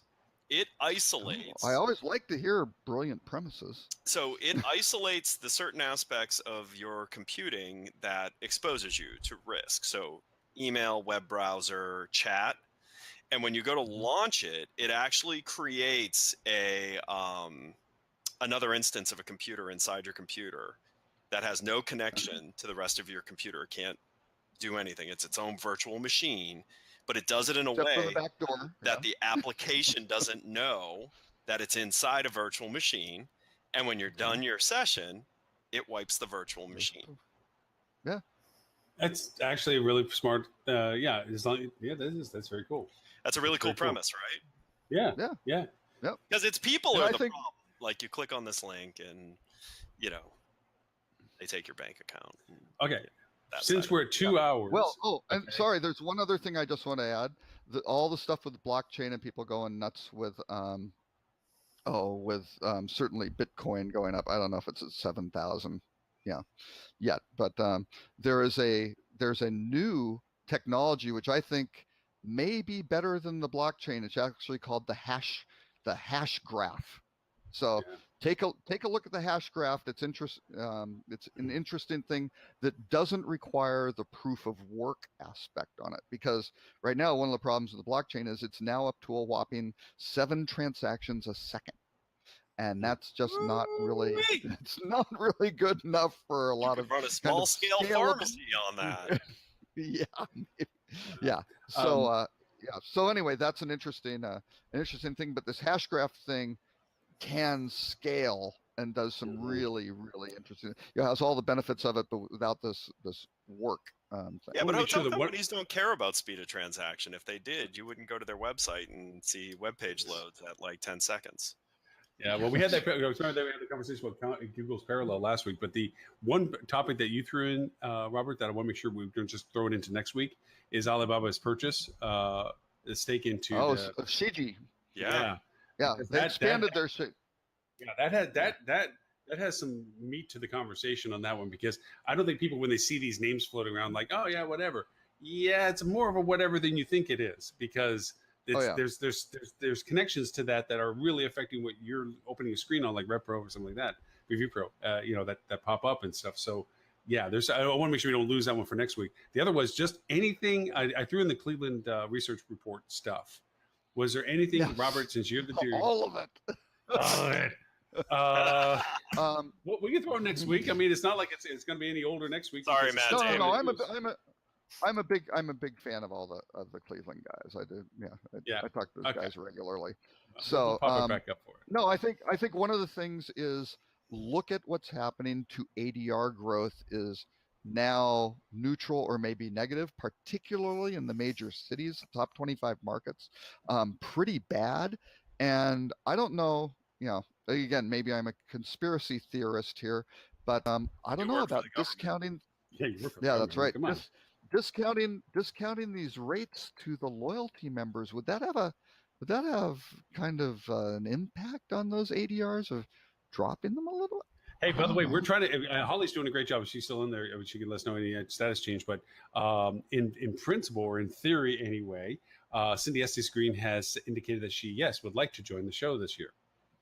Oh, great! So if we do, which would be awesome, I would love to, Mr. Robert. You cannot miss that show. You have to swear on a stack of what. You cannot miss that show. I would love Has to. Robert ever missed a show? Yeah. Yes, Yes, he has. Well, Yes. remember, there's been a few when I drive to whenever I drive to Lubbock. On a, Right. Yeah. Yes. And then there's always we've had the intrinsically fascinating Ed and Lauren shows. We've had Which those. just get weird. They get weird. And then we have the Robert and Lauren shows, which are strange in their own way. But I didn't know yes, the show happened when I wasn't on it. it doesn't. It's like quantum theory. Unless you witness it, it doesn't happen. And if you're not here, it doesn't really know. But to that end, yes, I'm hoping that it's St. Ange's cat. Yes. Oh my God. Ed doesn't care what's in the box because he's not in the box. He's not in the box. And if he was, he'd still be alive. Don't worry about it. Hey, as a wrap up this, I would be thinking outside of the box. outside of the box, there's no box that can hold me. Hey, I want to see the phone again. I just got to drool over it one more time. Oh wait, let me show you the cool thing. Hold on. Cool thing. Oh, the animated emojis. Oh, yeah. Wow. Ooh, pretty. Boy. Yeah. I will They say hooked the they Face hooked ID. the screensaver up to the The up accelerometer. the Yeah. accelerometer. Yeah. The Face ID is so much better than Apple sold it to be because it's not just about unlocking your phone. Anywhere that keychain has passwords, when you go to log in, the first time it asks you in the future, do you want Face ID to do this for you? And then when you go back to that website, Face ID logs you in. Yeah, same as Touch ID. Same nice. as Touch ID. Yeah, shouldn't be any difference. It's just a it's just a different form of authentication. This is working on sites that don't have native Touch ID support. Like don't have so yes, like I one love password that. stuff. Like this is working on anything you stored passwords on. Passwords on. That's great. Yeah. Yeah. Nice. And so you see a little and then it logs you in. It's like Wow. All right. So with that being said and done, Mr. Robert Cole, for those who want to know more about your mysterious government-supported career and business I wouldn't go that far. And by the way, just the fact you're going to be Focusrite, right? You're going to be down in Focusrite. Yeah. I will. I will be. Yes. I finally found my little Focusrite name tag. I was scrambling for it, going, oh my God, because for all the really rich people that have paid a ticket to go to Focusrite, I was going to say Mr. Robert in person. You know. Yeah. What I love at Focusrite are the number of people, the lobby lizards, right, who go to and hang out, and the people who are asking anyone have a free Focusrite ticket. It is $4,200 this year, but they are offering still some $200 discounts. So. Oh wow! Wait, wow! Sign me up. But again, it's a great from a networking perspective. Where I mean, I was sitting there just having a drink, and Paul, what's his last name from Lola, founder of Lola. I keep thinking Paul Allen. Anyway. The guy from Lola. The guy from Lola. Really interesting because I had heard something on NPR the night before, which was an interview with him on the book that he had written, which is really very, very cool, very, very cool book. But yeah, you have access to just kind of talk to people who are hanging around, and if you they can come and talk to you. I mean, that in itself is worth the ticket price. Yeah, and then there. more me going up to talk to them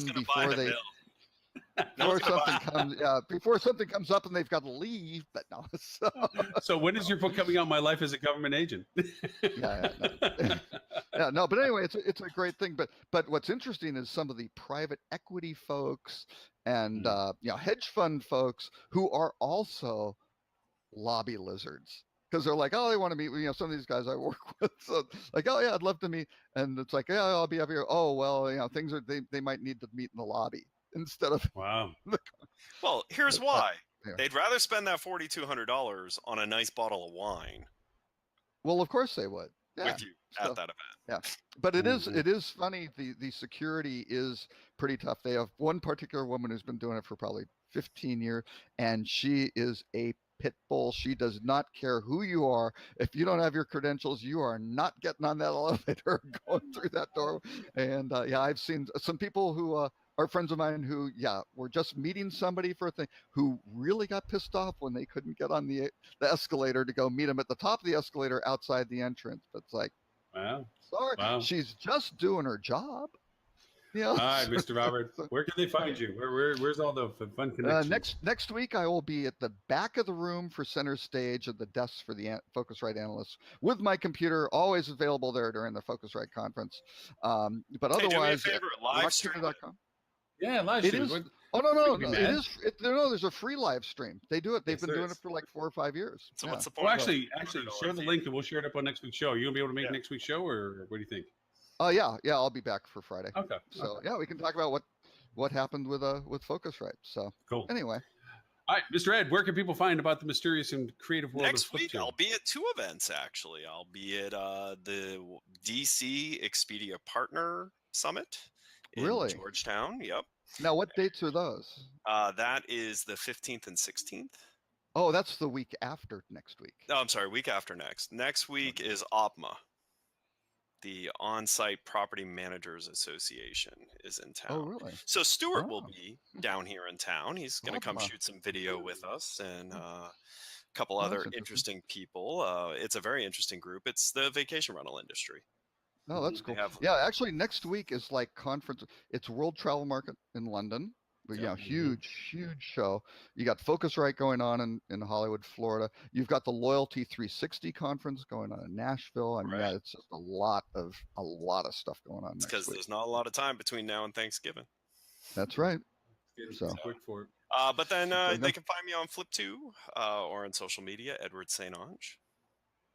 We never taunted Tim or Stuart. We were kind to both of them today. They were deservingly so, since they compliant above us. No, which- no. You don't understand. I'm not going to taunt Tim. I'm seeing Tammy next week at Focusrite. Oh, well, in that case, that is a no Tim chance is conversation. is such a great guy and expert consultant, and I hear an outstanding father. And Oh my gosh. Pucker. I don't want All Tammy. right. Well, And with Laura, that said, Where can people find the picture of you on a motorcycle wearing a tutu? oh, yes, the happy pictures that I love on my side. No, this is at hospitalitydigitalmarketing.com/live for all episodes and archive and link to them, as along with show notes and links of content that we obviously did not get to in today's show. But Sorry, all of Matt that stuff Damon. is there as well.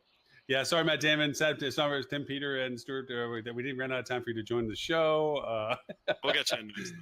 We'll get you in next time for it. Again, a sincere appreciation for Darlene Rondeau for joining us from Leonardo.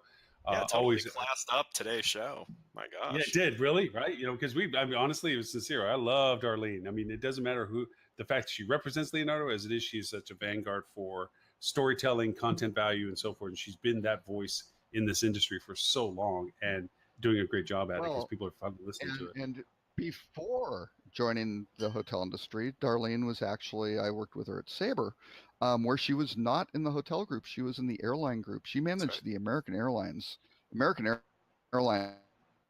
relationship for Sabre, easiest job in the world. So, and, yeah, very, very capable, great person. Yep. You're a great person. With that, we wrap up show number 117. Next week's show 118. I believe we don't have a guest host for next week's show, but the week after. Sorry, but if it is that changes, we'll have that in the announcement for those who receive the emails. If you'd like to receive an email being notified of the show, then you can reach us at live at hospitalitydigitalmarketing.com. You can send us an email Or you there can as just well. follow us on Twitter at Rock Cheetah. Oh, Rock Cheetah, yeah, or timpeter.com/everything. Please do not be one of the 15 or 60 over 1,600 people who follow Rock Cheetah on Twitter. Please, It's like a do Venus that, fly kids. trap. It's the bad thing for flies. It's not good to do. So don't go there. No, All no, right. It's a good way it's to finally sipping figure from out how to the find the fire mute. Yeah. Yeah, exactly. All right. With that, gentlemen, thank you so very much for your time as always. Until next Friday at 11:30 Eastern for show number 118. Thank you.